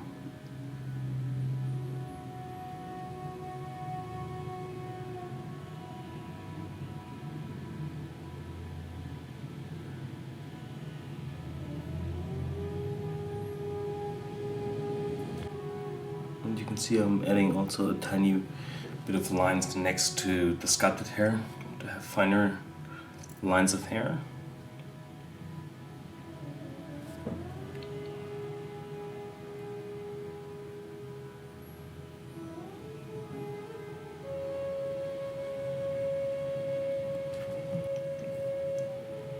And a little bit of strong tone.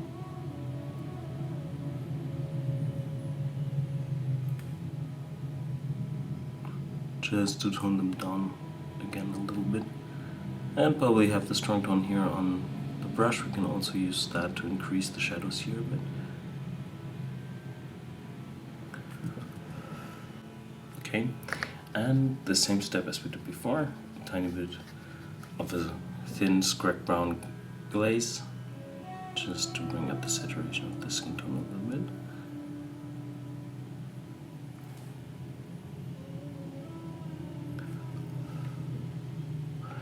Alright, so the next thing would be the head. Very cool. We let that dry and I'll be back with the head. Okay, so here we are with the head pinned. You can see, well, I primed the model with the black and white foundation. I made sure that the face got quite a lot of the white. So it's by itself already a bit brighter. And we'll start the same way as we did with the head. So we will just take a bit of the mix of the scratch brown and black and start with something like a medium layer consistency.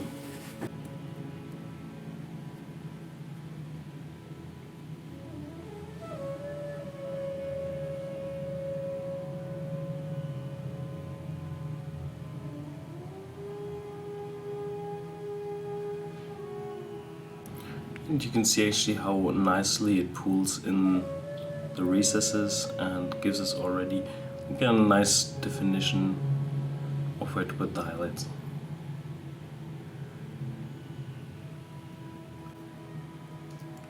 Make sure you really don't leave any spots where the foundation is still shining through, so yeah, better invest a minute more here because it's quite annoying to get that same look again without like leaving stains.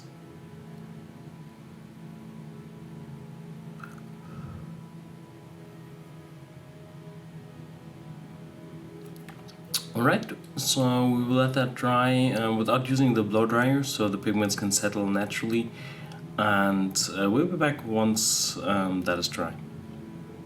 Okay, so the base color is dry and we will continue as we did on the hands, and that was with the loaded brush. So we will be using like a heavy glaze in the back of the brush and some white on the tip. And we will start with those prominent wrinkles here on the forehead.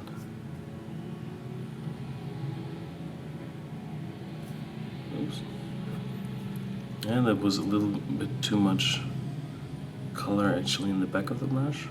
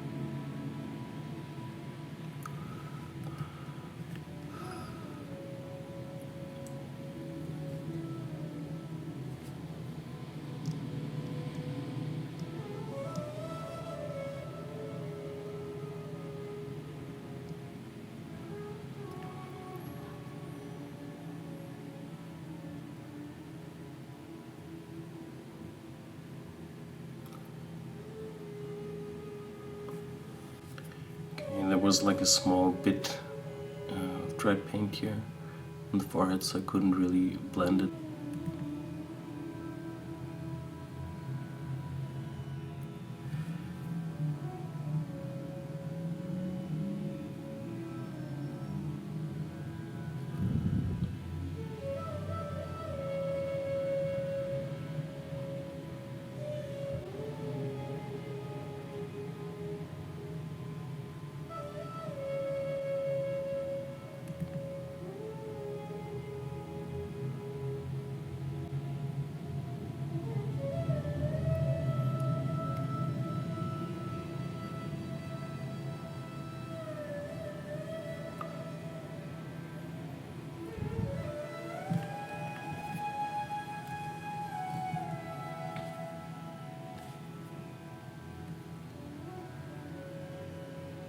Okay, we want the bridge of the nose to be bright, but not all that bright, so just take a bit of the base color as a thin glaze to tone it down.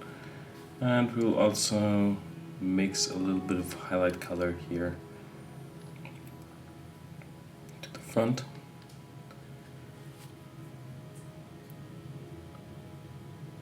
For those small wrinkles here.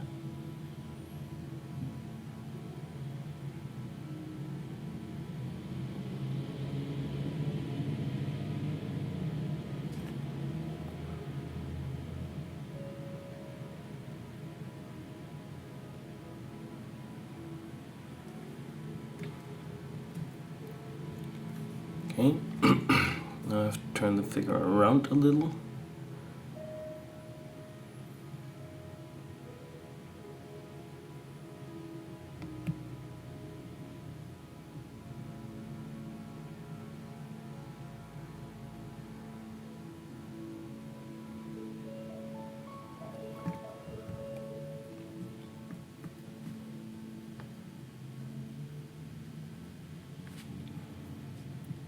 And with a little darker tone,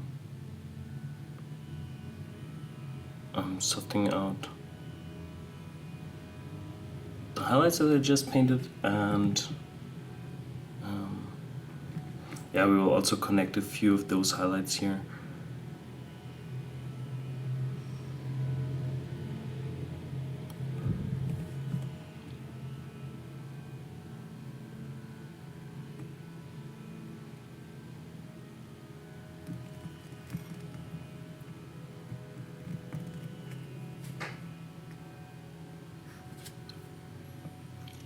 And again, a bit brighter here.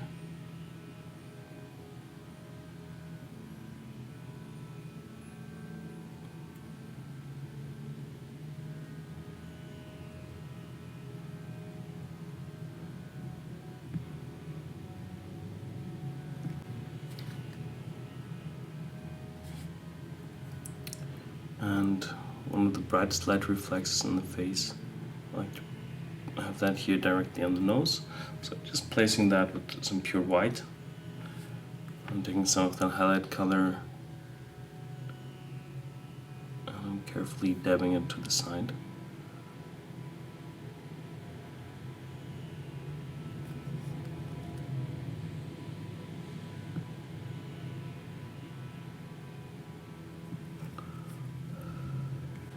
For the nostrils, we will just take highlight color and connect it here to the front.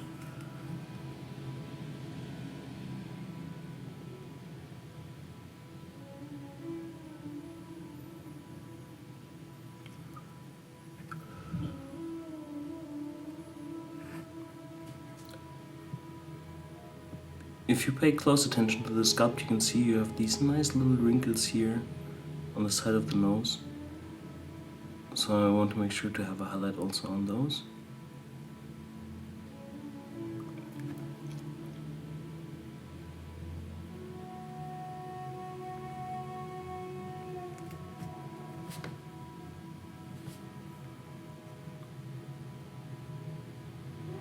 And you can see I'm just working my way wrinkle by wrinkle over the face.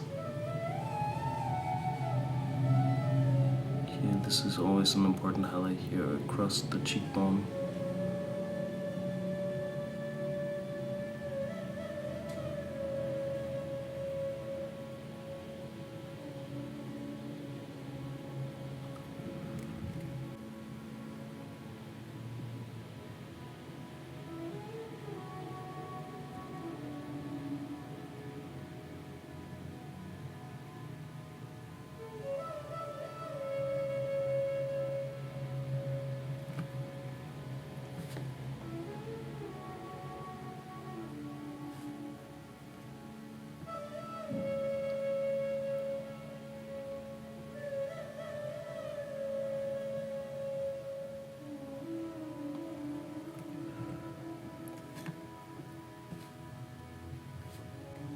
So I'm trying here for the side of the cheek, I'm trying to establish two stronger highlights. One here on that round little volume.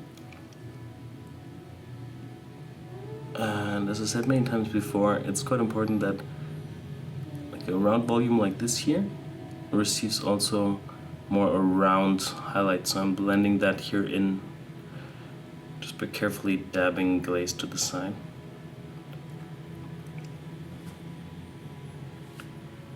And here, is this more a plane? We want also to have more a linear highlight that runs down from here to there. Okay, let's soft that out.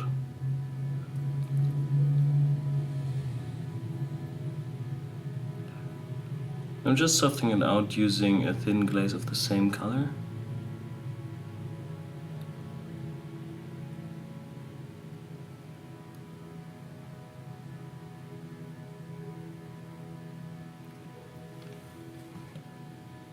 Okay, and even a bit brighter.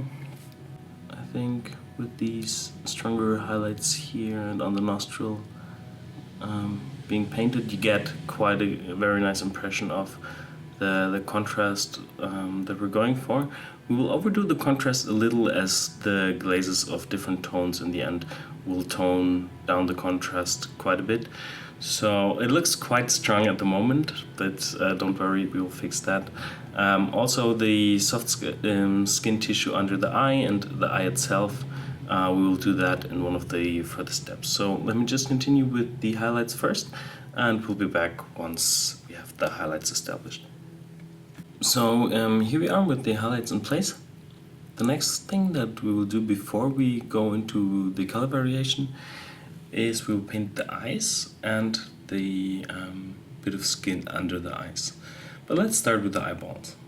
I'm mixing a bit of Armor brown and black to get like a very dark color.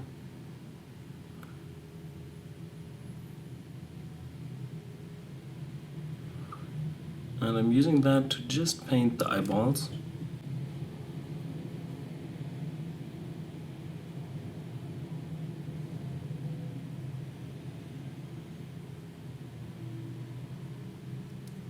Make sure to be really precise in that step, because you want to leave the darker color as an outline for the eyeball. And if it's already messy here, it's really hard to get like a clean look on the eyes.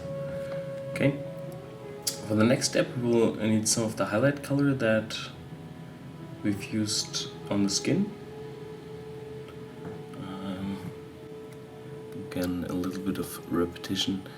Don't choose pure white for the eyeball itself, because it will look unnatural, and you also don't have any room for highlight. Okay, consistency wise, we should be working with something like a medium or a light layer consistency.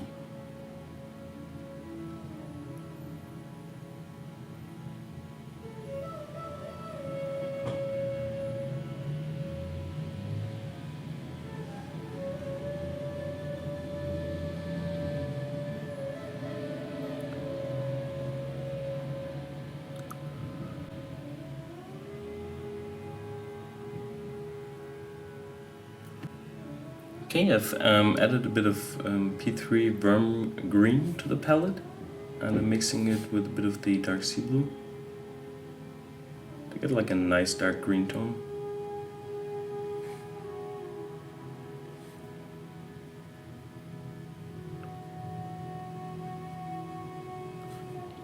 Make sure not to have too much paint on the brush. Consistency wise, we should be using something again like a medium layer consistency.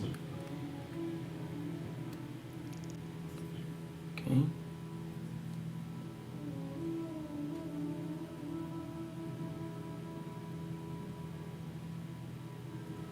Okay, I just see we need to be quite a bit darker actually.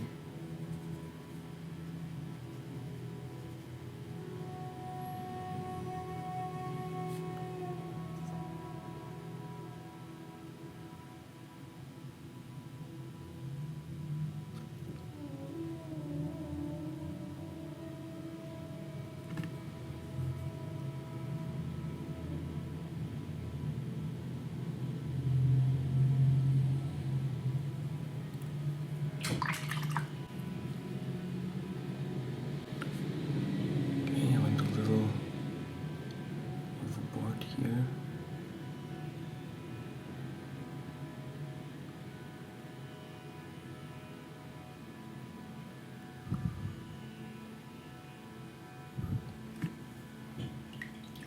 Okay, and we will be using a bit of the pure worm green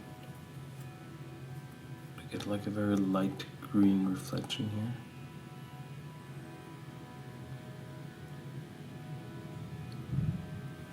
But I'm trying to leave like a darker line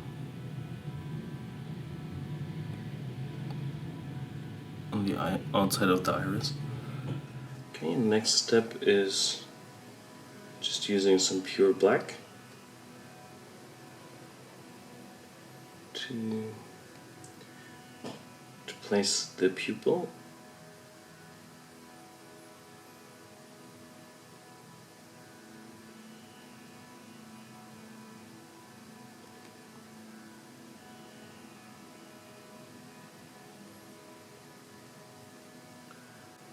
And some pure white for the light reflection point.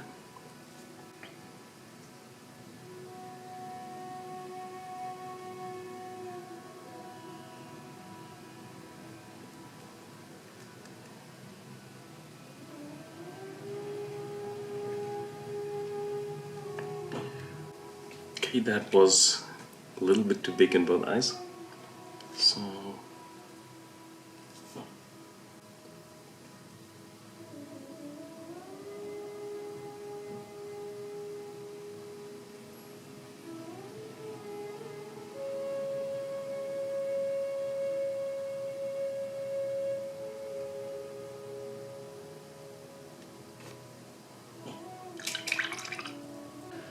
okay, and now like a tiny bit of the brightest skin tone.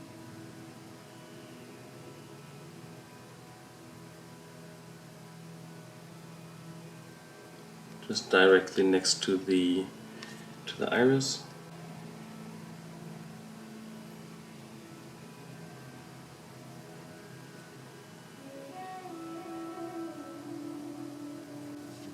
Okay, so I'm just doing like slight corrections, tiny corrections with the green.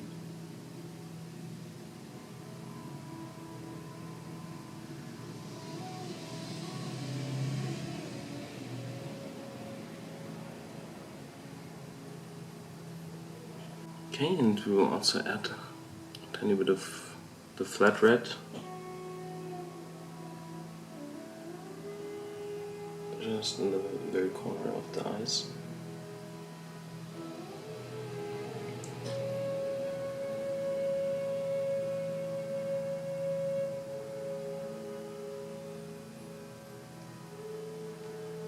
Okay, I think that's good so far. We will have to see if we need to do some fine-tuning later on.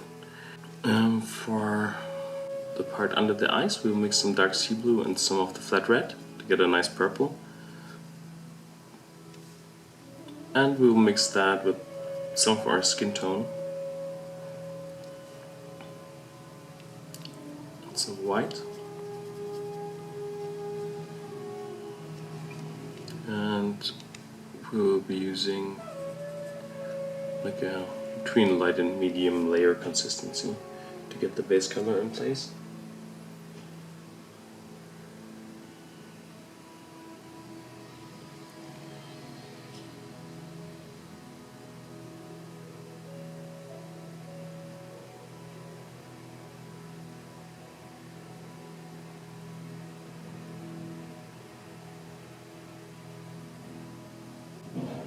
Okay, same on the other side.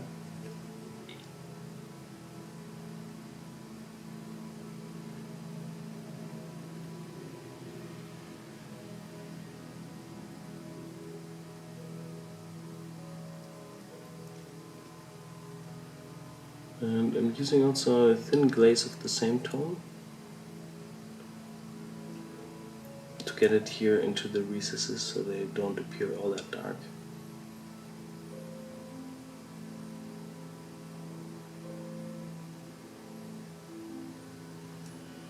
Okay, so in the next step we'll add more white.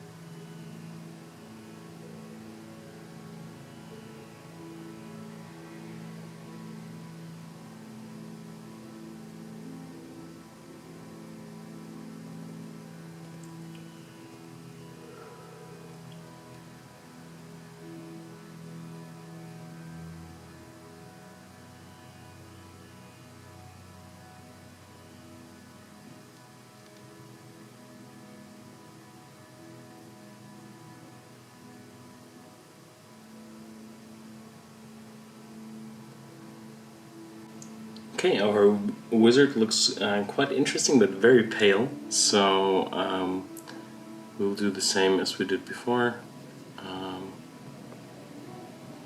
We'll bring up the saturation a bit by using a thin glaze of this cracked brown.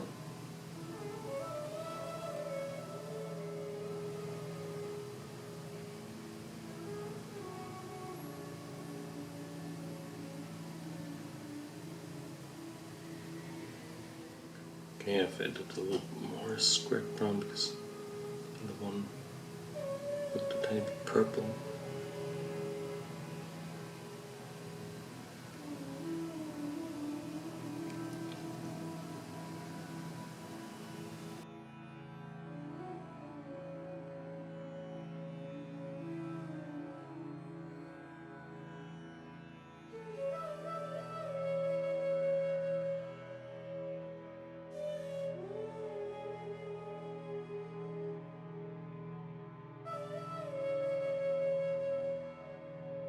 And you can see how those light glazes are not only pulling down the contrast quite a bit, they also help to smooth out the surface, bringing more lifelike look to the figure.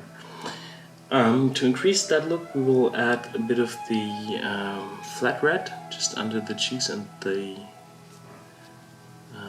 tip of the nose. Again, a little reminder, this is directly the color zone theory, so I've talked about that in a lot of videos before.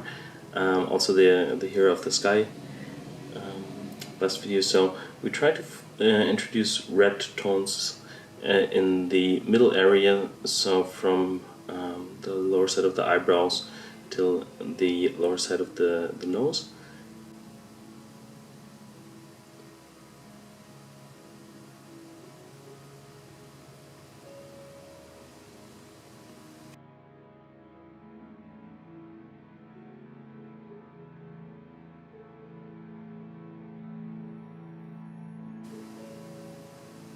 We don't want to do it really too strong.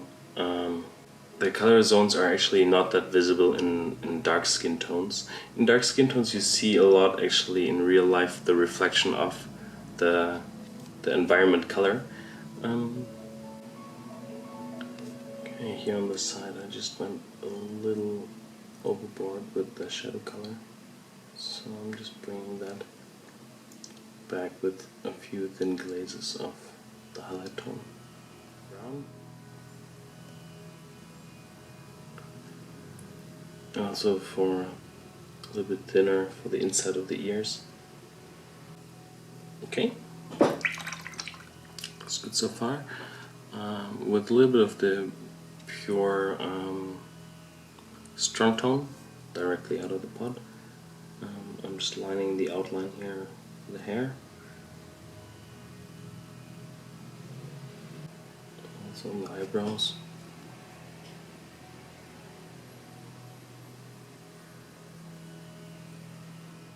In the end I want to go for a white grayish look on the beard, but I still want to have that dark separation line between the hair and the face. Okay, so I will do that, and after that we will paint the facial hair and the beard. Alright, so the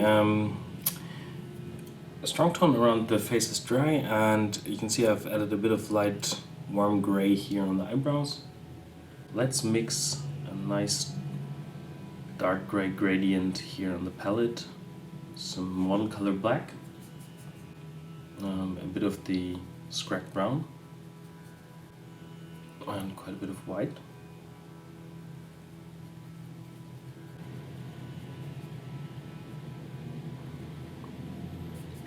Okay, it's quite nice, but I would like to have it a little bit warmer, so I'm adding some of the yellow ochre.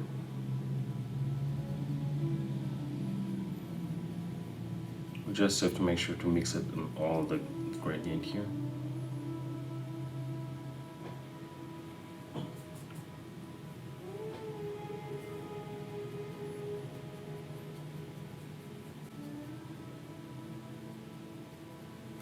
Okay, that should be good. I also made sure to have plenty of gray, because we will need quite a bit actually for the beard. Here I'm adding a bit more black to get more of the darker tone, and here to the side a little bit of the dark sea blue. Okay, so let's start with the dark color. And we will apply that here in the mid-shadow area.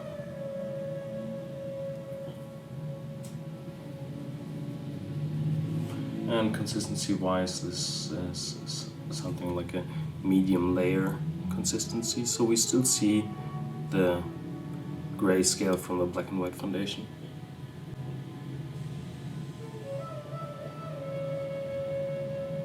Okay, make sure to get it really into the recesses as well. And a bit of the lighter color here on the top.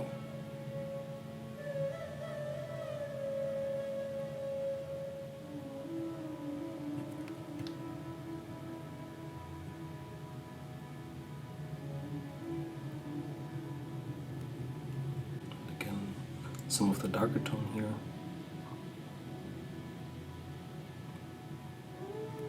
Okay, and I really like that idea of the concept to have like bluish reflection of the water here. So I'm taking some of the, actually I'm taking some of the pure dark sea blue here.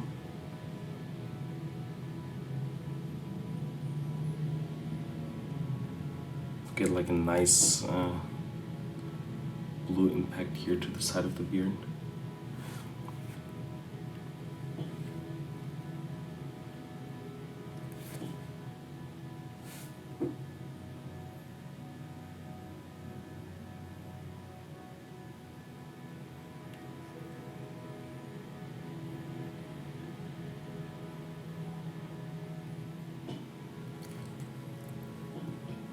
So you can see the impact is quite strong, and I really like that.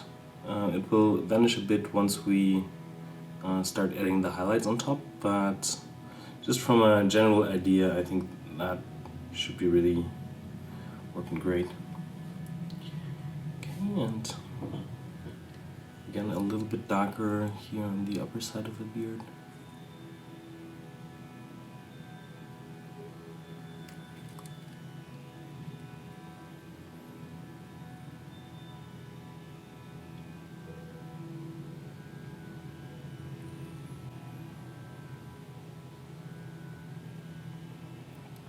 I'm mixing a little bit more black into our base tone to get like a darker color here.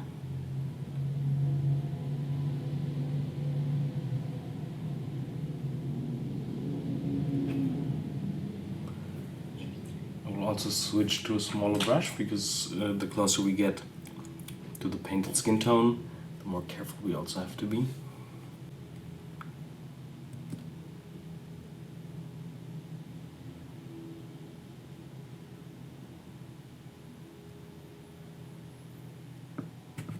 Oops.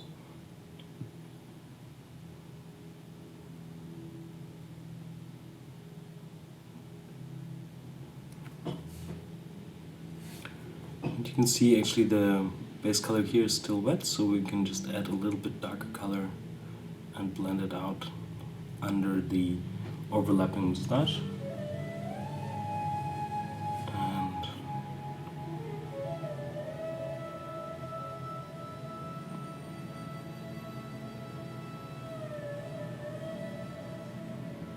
A bit brighter here on that part of the moustache.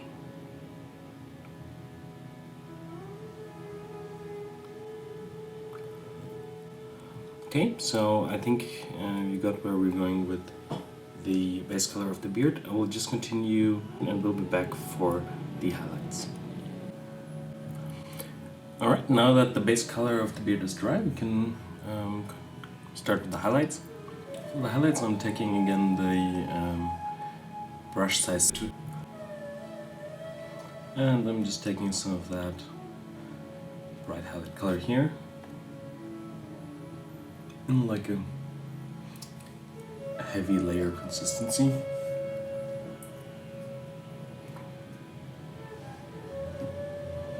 And we will start with those small hairs here in the back.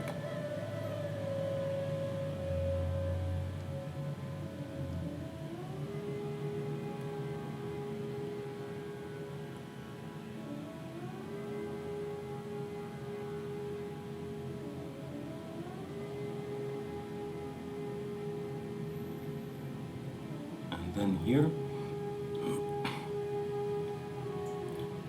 Try to get like a good angle for the brush so you can really pull the highlights along the hair strings. Okay, and a bit of the brighter color.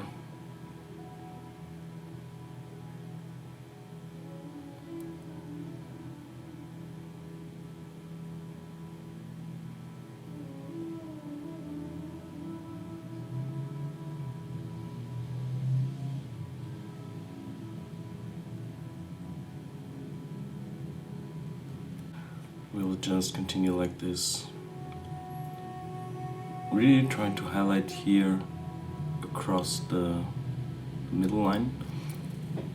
You can see from the side view it's quite prominent and raised, and we just want to get the highlight across here where the light would be caught.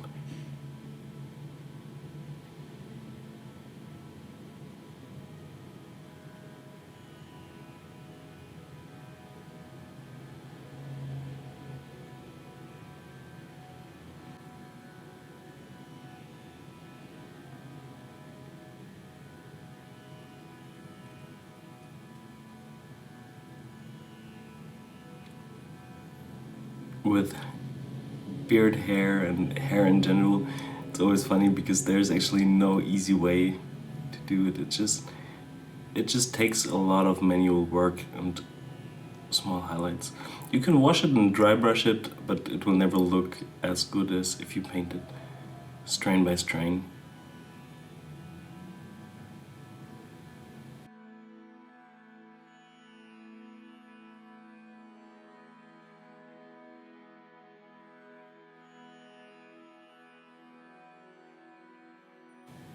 Okay, and with a bit more white here on the front. We're not going for a pure white highlight because we don't want the beard to look super sparkly.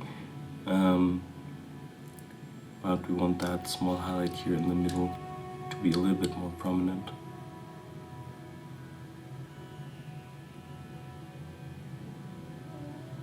Also up here.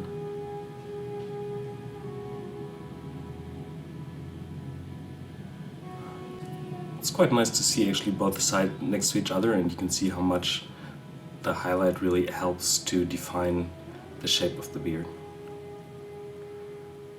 Okay, and we'll just continue with the highlights on the other side and also down here. Pretty much the same straightforward approach. And we'll be back for a tiny bit of washes in the shades. Okay. Okay, so the highlights are in place on the beard. Looks very nice. I just want to add a little bit of strong tone in some of the deeper gaps here to increase the shadow a little.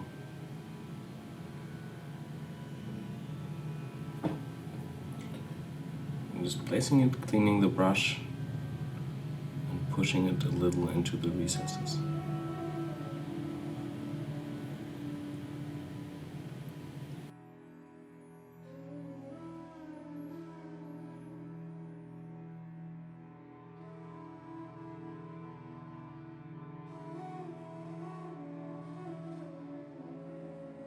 Okay, while that dries, we can just quickly paint that golden earring here. So we'll take some of the yellow ochre, add with a bit of the armor brown, and maybe a tiny bit of the scrag brown.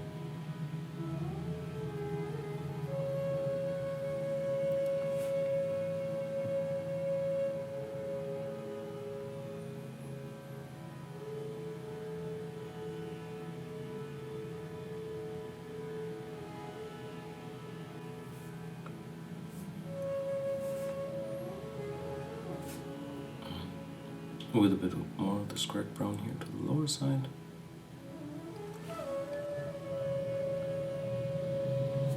Okay, to bring up the saturation of the yellow a bit, some pure yellow ochre here to the top.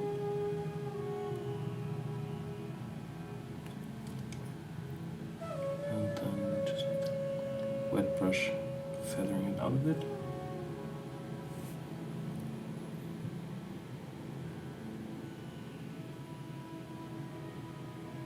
And just with a bit of pure white,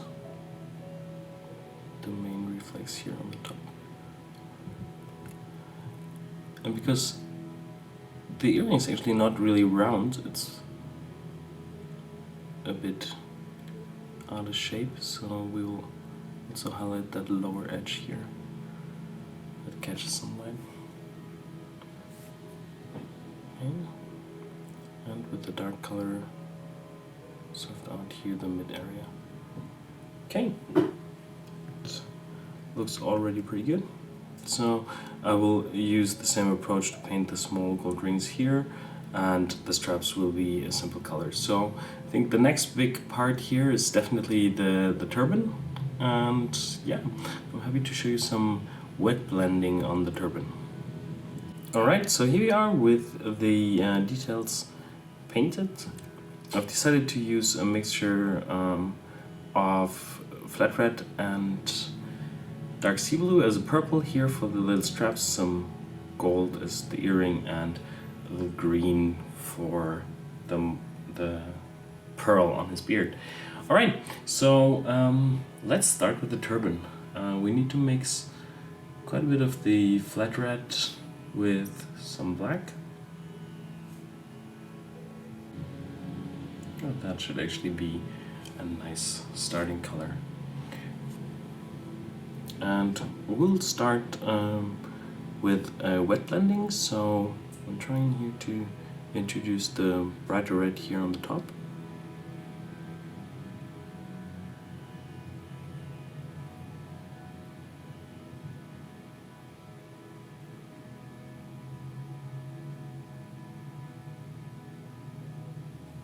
And now I'm just taking quite a big dab of dark sea blue in the brush.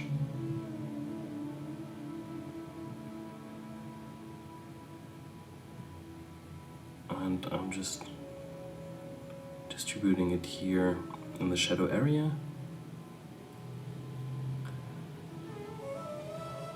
And now I'm blending the two tones on the surface together. It's a bit like in the Papa Jumbo video. I just want to get like an interesting general transition. Now with just the wet brush, I'm achieving that transition between the two tones. And yeah, I will just continue like that. Control maybe a little bit here again on the top.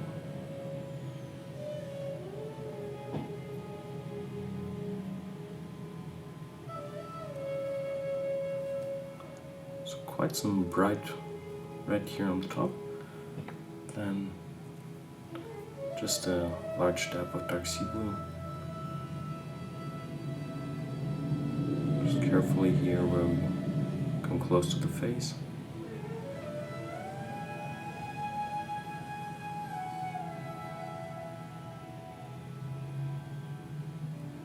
Okay, we clean the brush. And we blend the two together on the surface.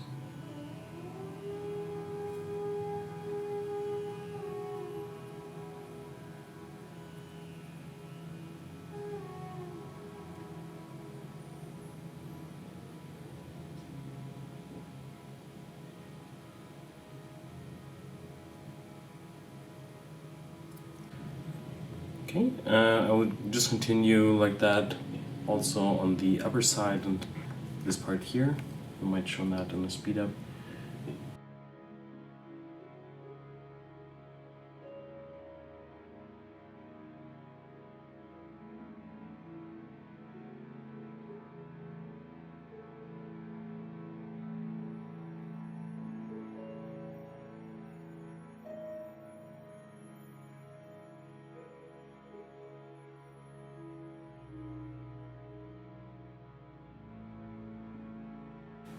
Alright, that is how it looks now with the base color dry. You can see it turned out a little glossy. I guess that is due to the red. But other than that, the effect is really nice. You get like smooth transitions, a bit like silk material. And we'll just continue with the highlights for now and work wrinkle by wrinkle again, a little bit like we did on his cloth. So I think I will just show you one or two and finish the rest off cam, because that is actually just boring work. We're making some of the base tone here with a bit of the yellow ochre.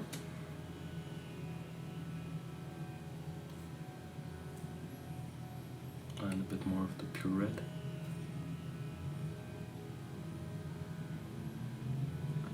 Okay. As with the cloak, we don't really mind if we have like obscure color transitions. Obscure color transitions. Actually, that is what we're going for. So we will really push that red-purple contrast with variation in the highlight tone.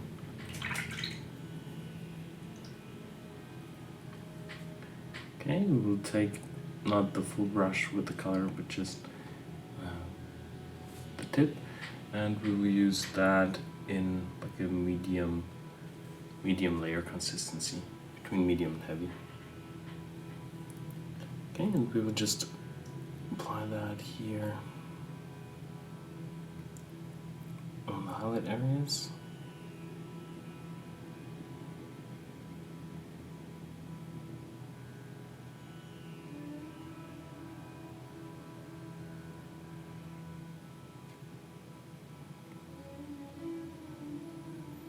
And just a small line.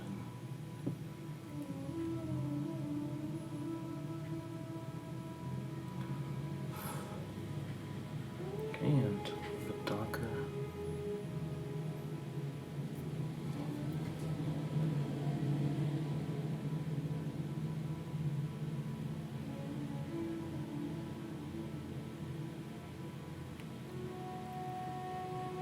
Okay, and just with a clean brush,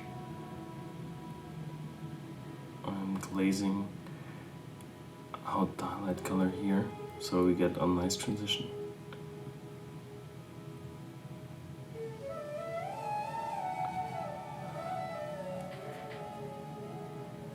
Okay, again, some of the bright color to really get a strong highlight here.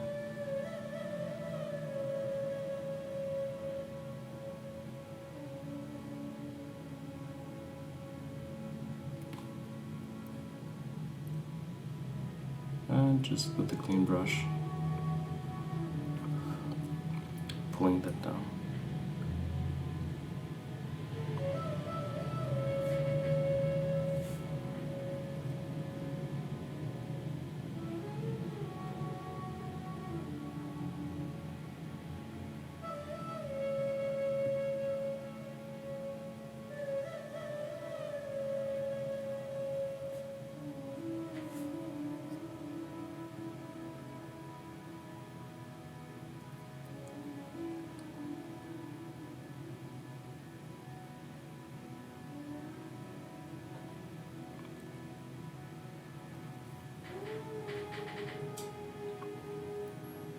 Okay, and the more we go to the purple, we also have to introduce more purple. So I'm mixing here a small gradient between the red and the purple. And we will use some white to bring that up.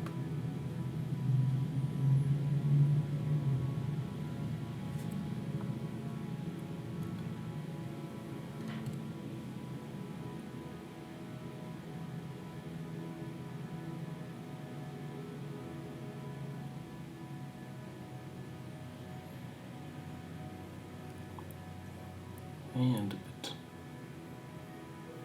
thinner with a clean brush, just here over the transition area.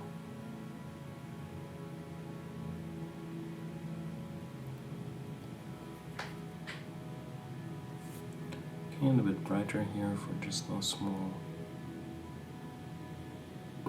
wrinkles.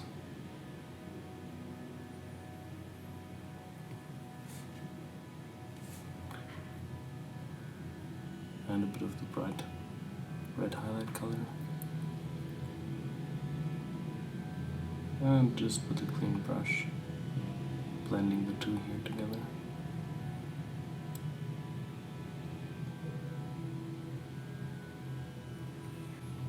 Okay, with a bit of the, like a glaze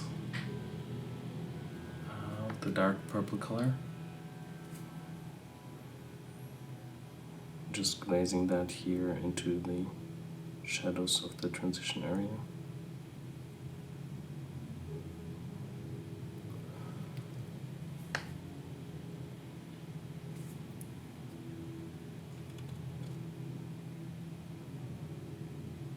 Okay, and with some of that purple highlight tone also here across that line. Also here.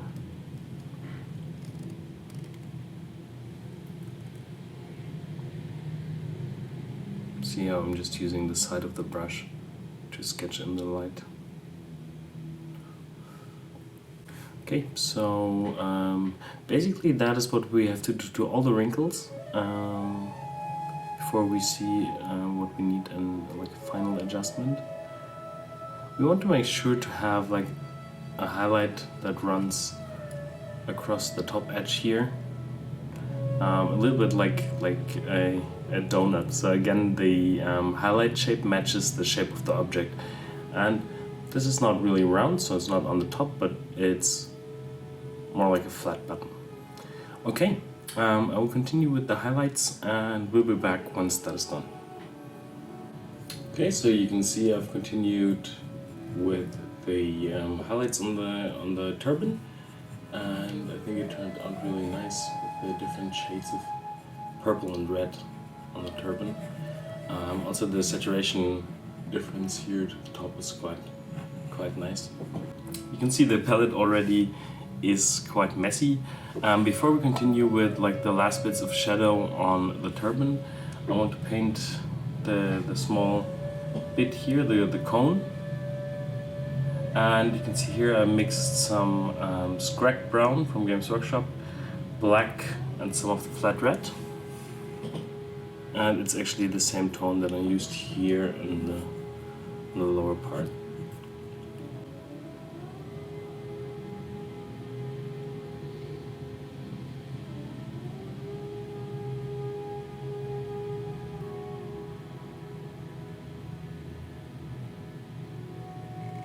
So here on the cone we're going for quite a glossy material. So we will apply the rules from the non-metal guide. So we will start with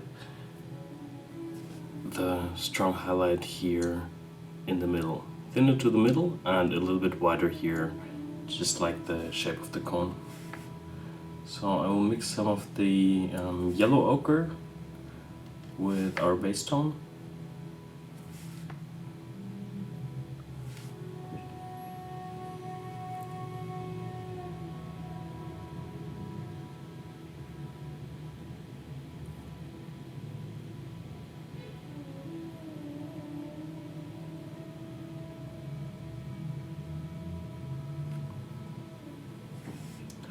And with a bit of the base tone, I'm softening it out to the sides here.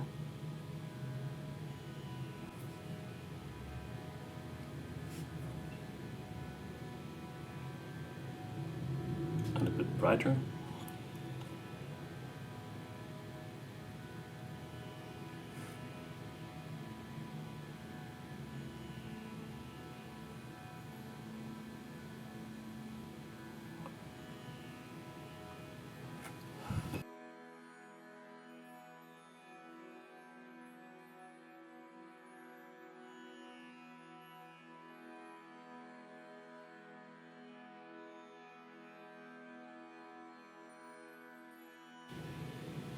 Okay, once that is dry, you can apply smaller, brighter highlights, just adding a bit of white here to our highlight color.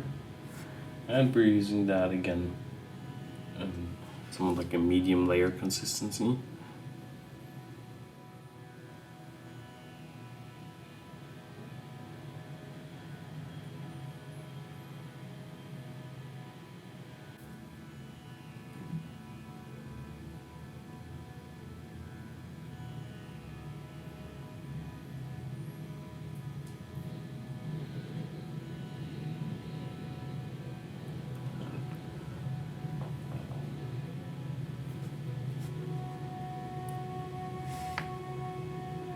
And the next color that we need is not as bright as the one that we used before, but also quite bright.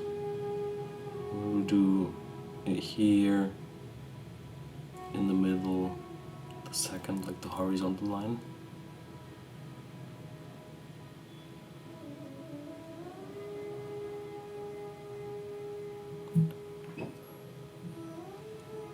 And remember from the guide, the horizontal line is darker to this side, and just soft it out to one side.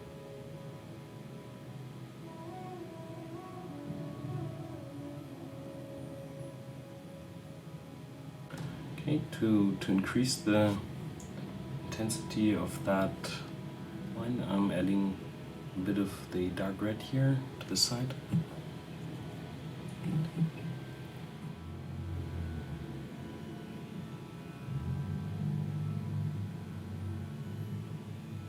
Okay, I will continue like that on the other side as well.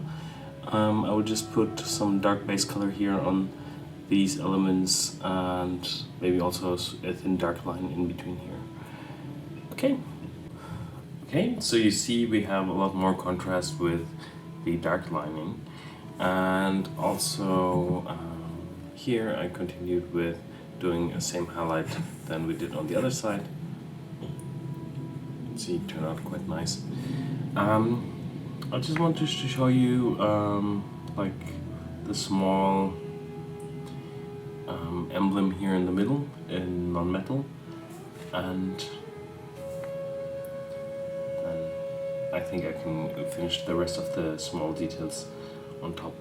Off cam is pretty much the same, straightforward, like in the non-metal guide. So small round reflex on the round elements and the other ones according to their shape. So we start with a bit of the yellow ochre and some rucksack tan. We'll start here.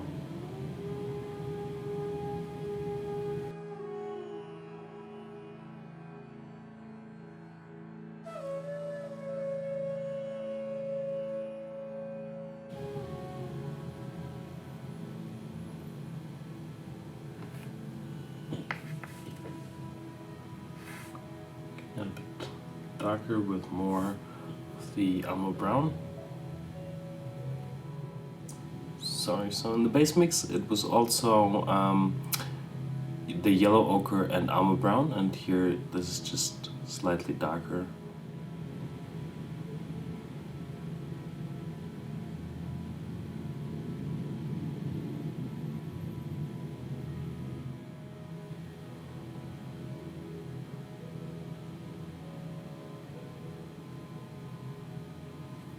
Here on the lower side, a little just to indicate that back reflection of the light. Okay. Some of the pure yellow ochre.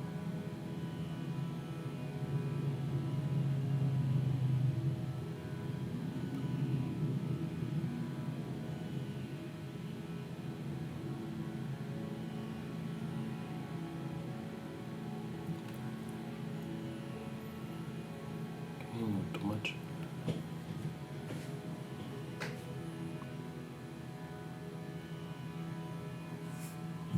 And some white.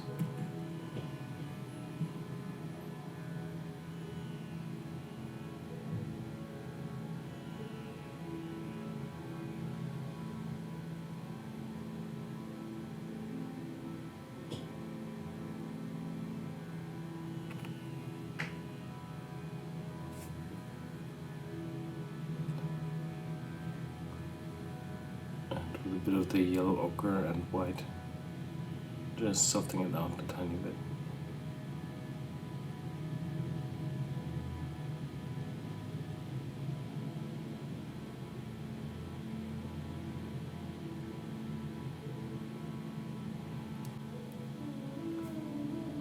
A little brighter here along the edge, but not as bright as just the highlights, so I'm correcting that a little.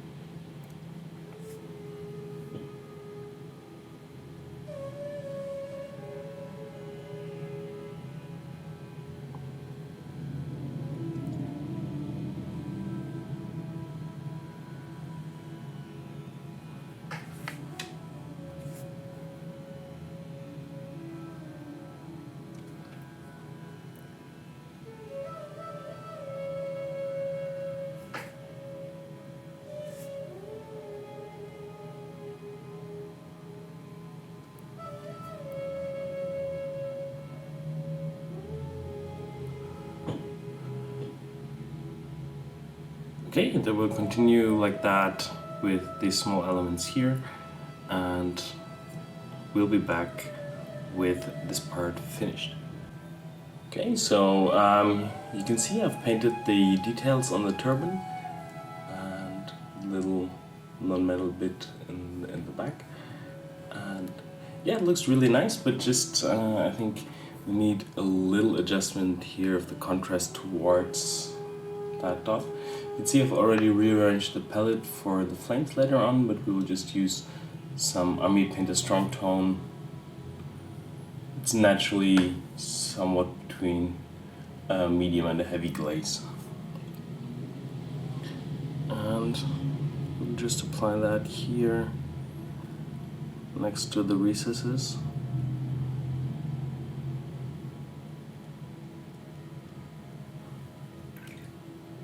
Clean our brush.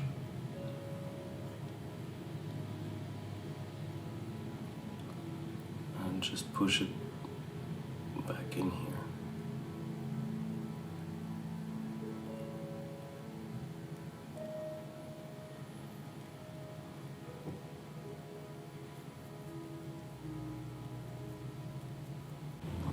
Okay, and while that dries, I will do the same, but just a tiny bit here in the very deep shadows.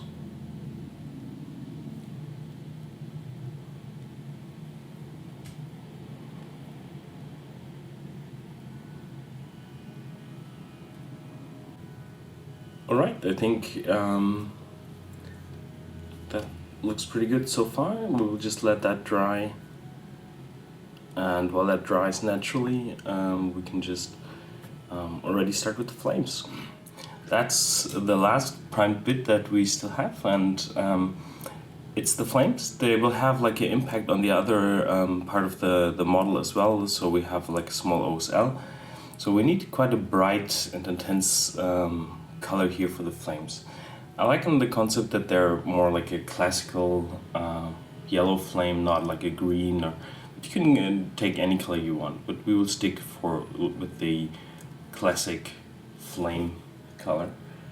So we're going to start here with a yellow orange from Joy Sonia, and we will apply that fairly thin as like a medium glaze.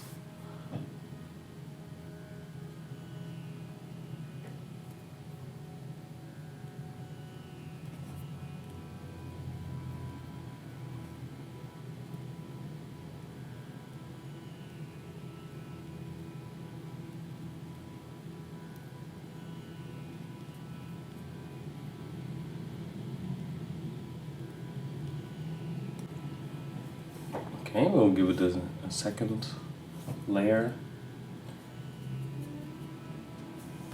About the same consistency.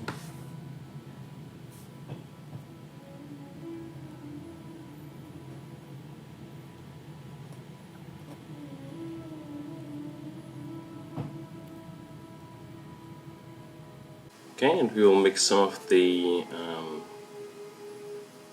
yellow-orange with some of the flat red.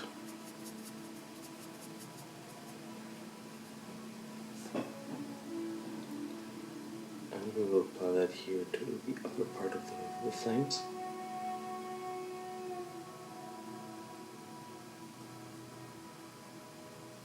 And with a bit of the pure yellow-orange, I will just wet blend the two like we did on the turban together.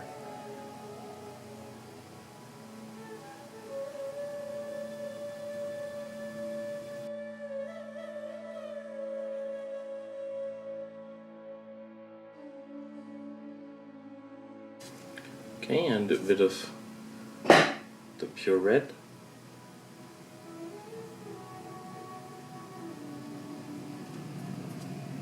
Just here on the very tips.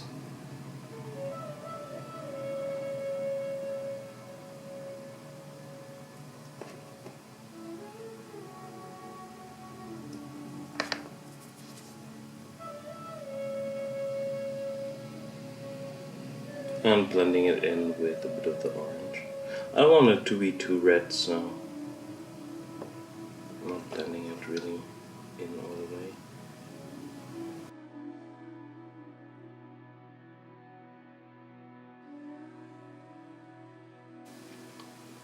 Okay, so what we want to achieve here is just like a general play with the colors from a yellow to a more orange red tone. The next thing that we will do is we will just thin down the yellow orange and use it rather a bit thinner than before. And we just glaze over the whole thing again because we want the lighter color to actually dry in the recesses and create like a effect like it's glowing from within.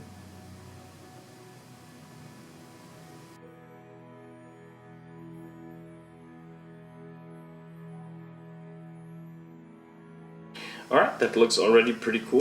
You can see here the yellow collected here in the recesses. So we will just push this now manually, what we see. And we're taking a bit of the yellow-orange in the back of the brush and some white to the tip.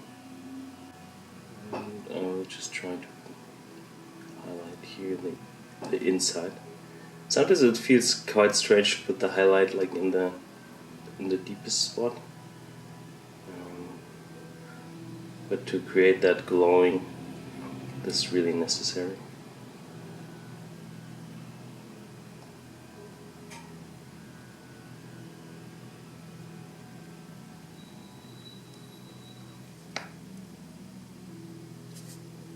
And pure white.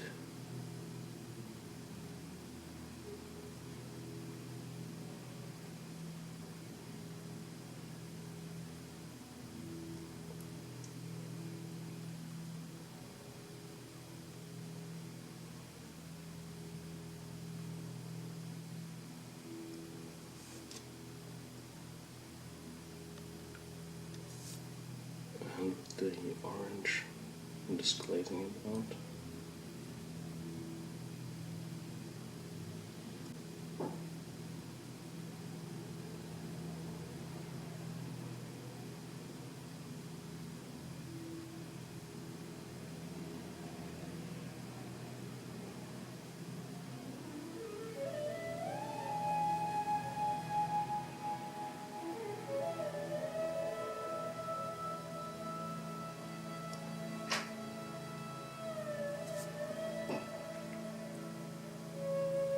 Here there are like small bubbles. They're where the water actually meets with the fire and the water would boil.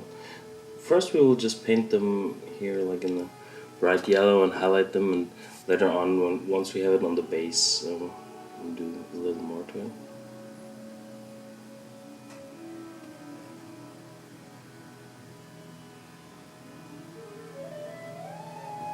Okay, I think you got where I'm going with the highlights, so I'll just do that bit here off cam and we'll be back for some shadows and some retouching of the tips of the flame. Okay, cool. Alright, so you can see I've continued with the bright highlight. Well, it's actually not a highlight, it's the glow of the fire. And I've also added like tiny white dots here on the top. And I've also added a bit of the Inktense chestnut ink from Scale 75 to the palette. And the one thing I'll do now is I'll just take the ink and just carefully work over the white dots that I did before.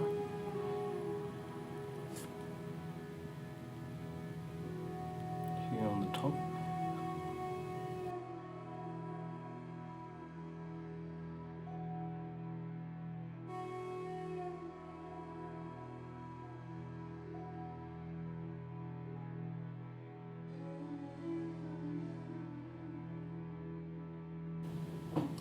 And I will just take a bit of the brown, the chestnut, and mix it with the orange, just to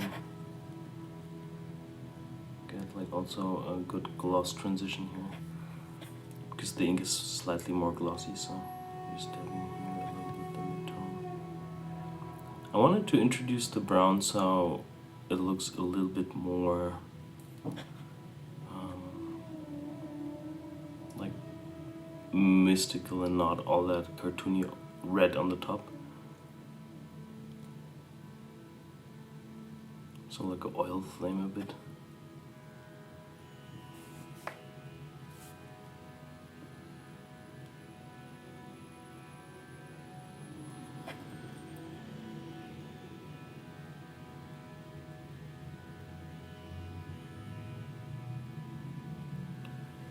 Okay. I think that looks good so far. I think we should put both parts of the figure and the flame together, and then put some OSL on the figure. Okay, now we have the two together, and color-wise I think it looks really great together. One thing we need to do is now paint the OSL on the figure itself. So before you paint the OSL, you have to see how you want to position the flame and the figure. So I think here, I really like the curve here of the flames, so I will have them here towards the front. And so we definitely need some OSL on the hands and a little on the lower side of the beard. So let me just put the figure on my miniature holder and we'll be back. Alright, so here we are with the figure on the miniature holder. I just blue tagged it here on the front. Let's introduce some OSL. So we will take some of the yellow orange from Joe Sonia. Okay, so I'm just glazing it. Okay, we take some of the orange. I'm just glazing it here over the areas that would receive some light. So definitely here on the front of the fingers. And you can see consistency wise, this is between a medium and a light glaze. So I need it to be a bit thinner, because we really more like a light glaze.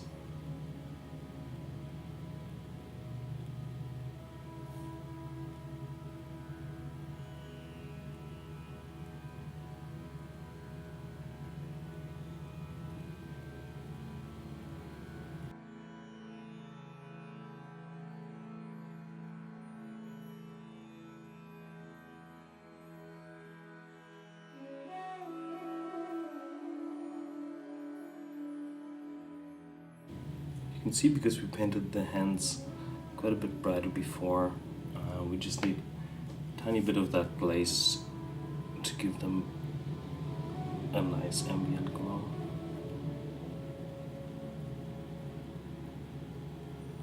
Okay, also here.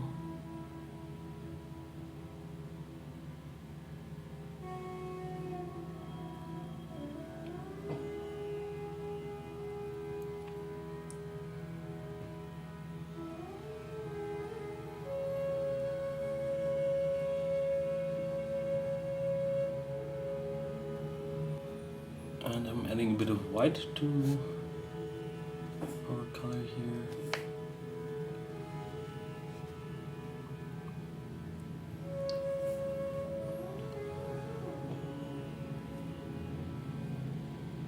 And I'll just use that slightly more opaque color to indicate like smaller lines of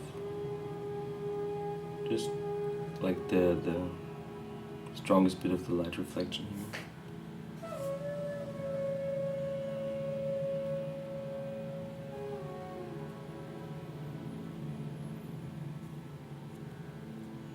Not too much.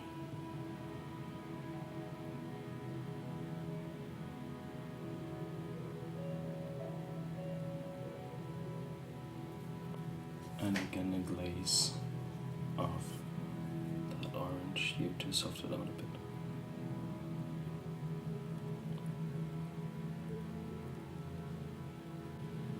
I also want a little here on the beard.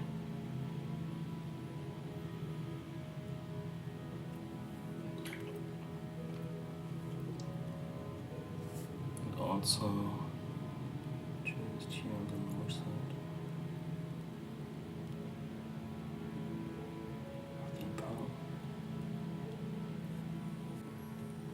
And also a little bit here.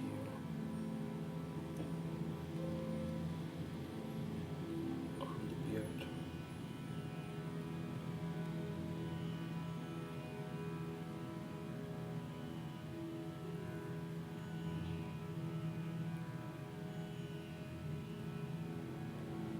Okay, on the beard that was maybe a little too much, so I'm just mixing some like a warm gray tone from strong tone and some white, and I'm just going over it here to tone it down again a bit.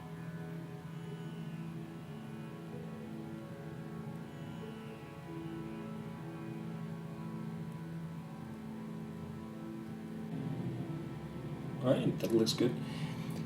So let's put the two together on the base and see how it looks. Yes, it looks really nice. At first I thought it might be a bit too yellow, but just having it next to the flames make it really work. Okay, so that's it so far. Let's just do the base. You can see I've also taped it already, and we will start with a base coat on the base. Alright, so we have our figure here now on the base, and you can see I've just used some dark sea blue to paint one solid base color on the base. Nothing special about it. Now we'll use a pencil and just trace the lines of the two objects. So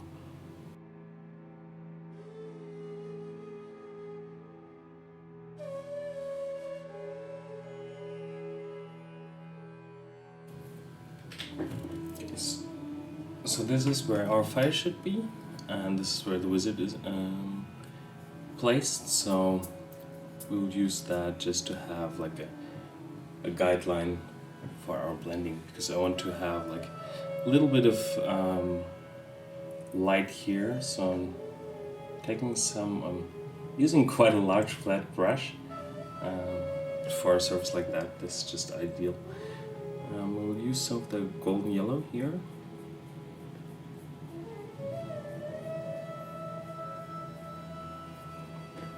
And some blue.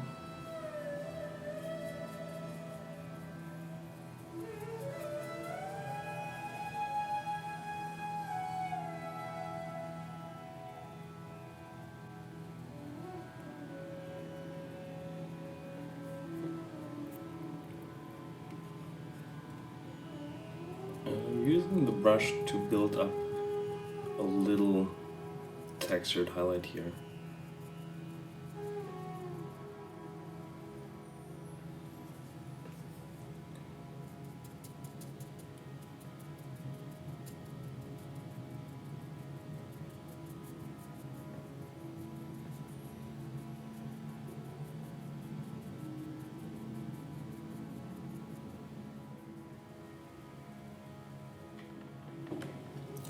we'll switch to the smaller brush.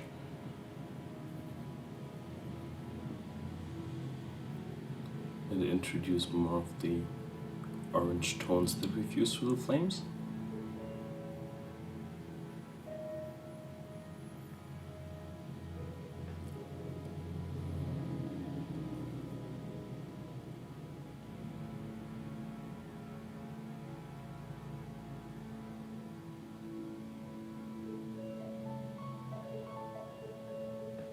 Okay, and some dark sea blue again here to the sides.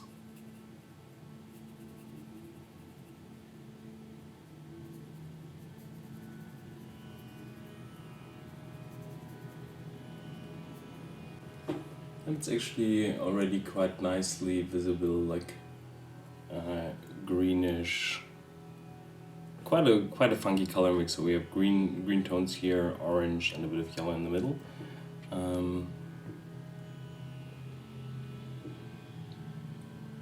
Can place that here. Just check in between. Also with the wizard being here.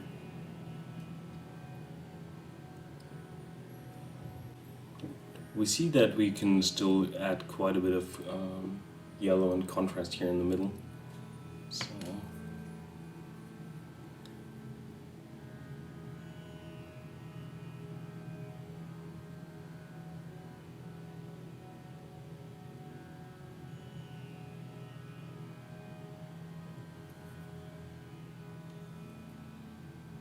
a bit of the pure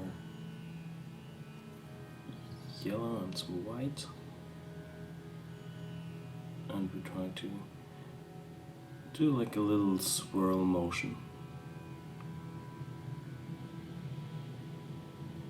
with the brush.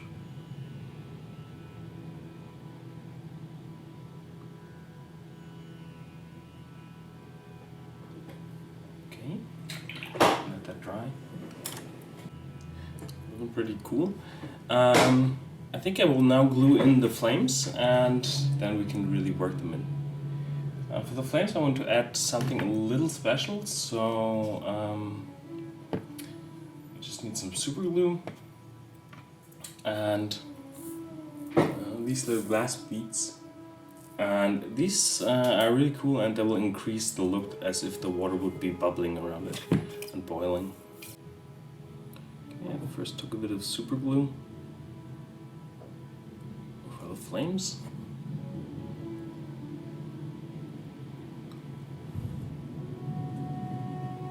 You can see now it works quite nice with the bit here in the middle being that orange. Use some super glue accelerator. Okay, and with a wire or a toothpick or something like that, we will just apply a little bit of glue here, just next to it, and just take a few of these little glass beads. You can buy them actually at Amazon. They're for nail art accessories. So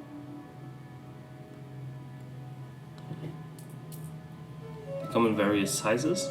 It's like mini glass beads or glass cavia, I think.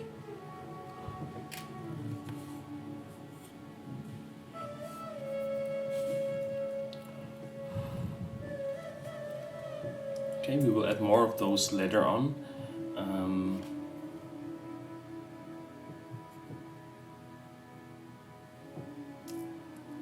Once we add the Tamiya clear on the water surface. I really like the idea that the wizard is sitting in the water, creating the flame, just to show how powerful his magic is.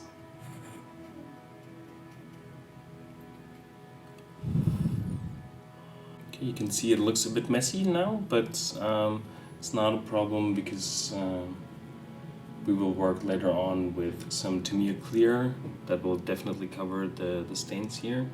And now I'm just working here a little on the transition area with greens and yellows.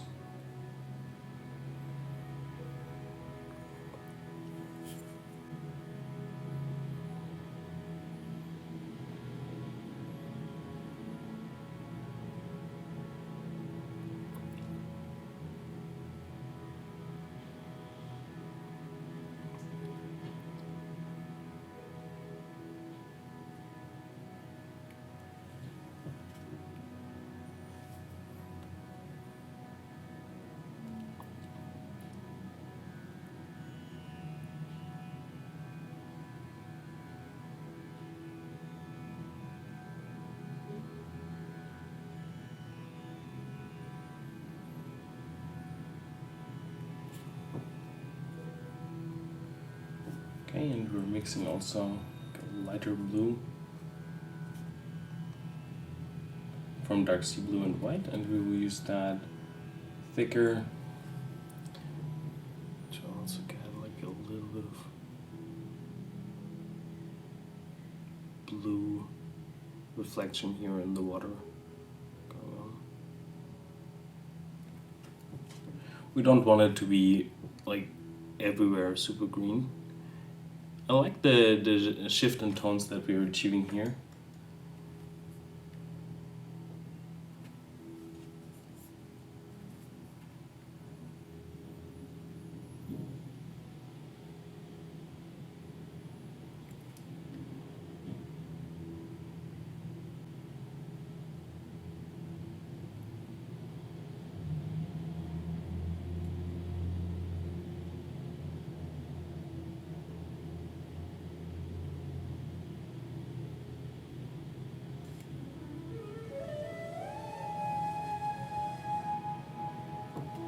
Okay, so I will basically just continue like that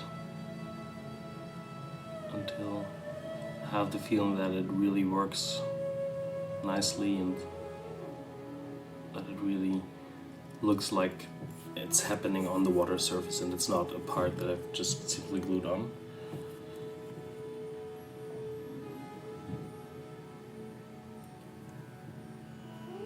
It works definitely also if you just paint the flames on a black base. Or that's one really cool thing about this figure, is that you can imagine him in all kinds of situations, and it could be quite a diverse figure with different options. I actually can't wait to see what you people come up with.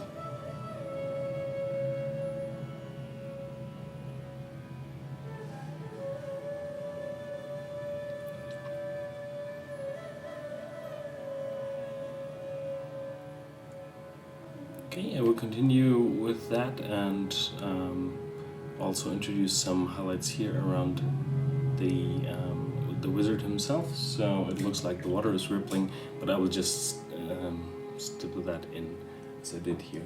Okay, we'll be back once that is done to apply the clear coat and some more of the bubbles. Okay, so you can see I've added the highlights in like a circular motion around the figure, a bit like those concentric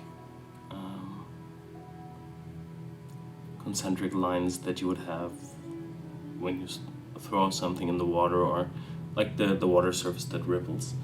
So I'm just softening that out here a tiny bit. Here in the back my pencil line was a little off, so I have to add.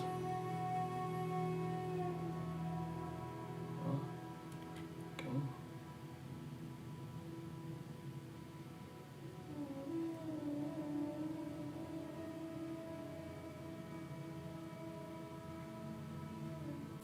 Okay, that should be good. I think I will just glue the figure in place. Off cam, I've also added like a little pin to the model and the base, so we will just glue that together, and we will add some of the clear and some of the glass balls. Okay, for the next step we will take a nice color. It's It's called Tamiya X22, and it's a clear resin color, and it's very nice because it stays super glossy, and we will use that here instead of using actually real resin to cover the base and give it a nice little gloss finish.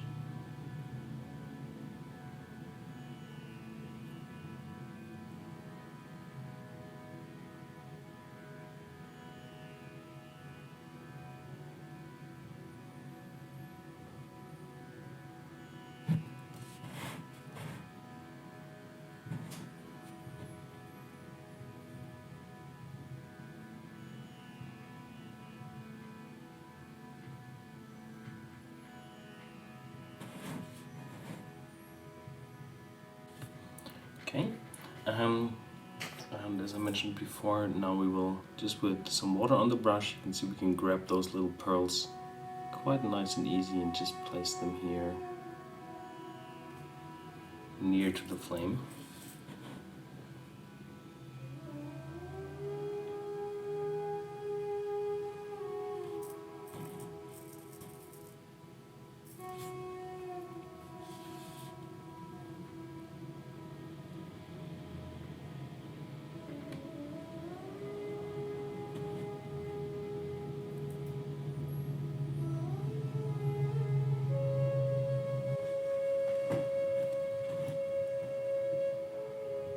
It looks pretty cool.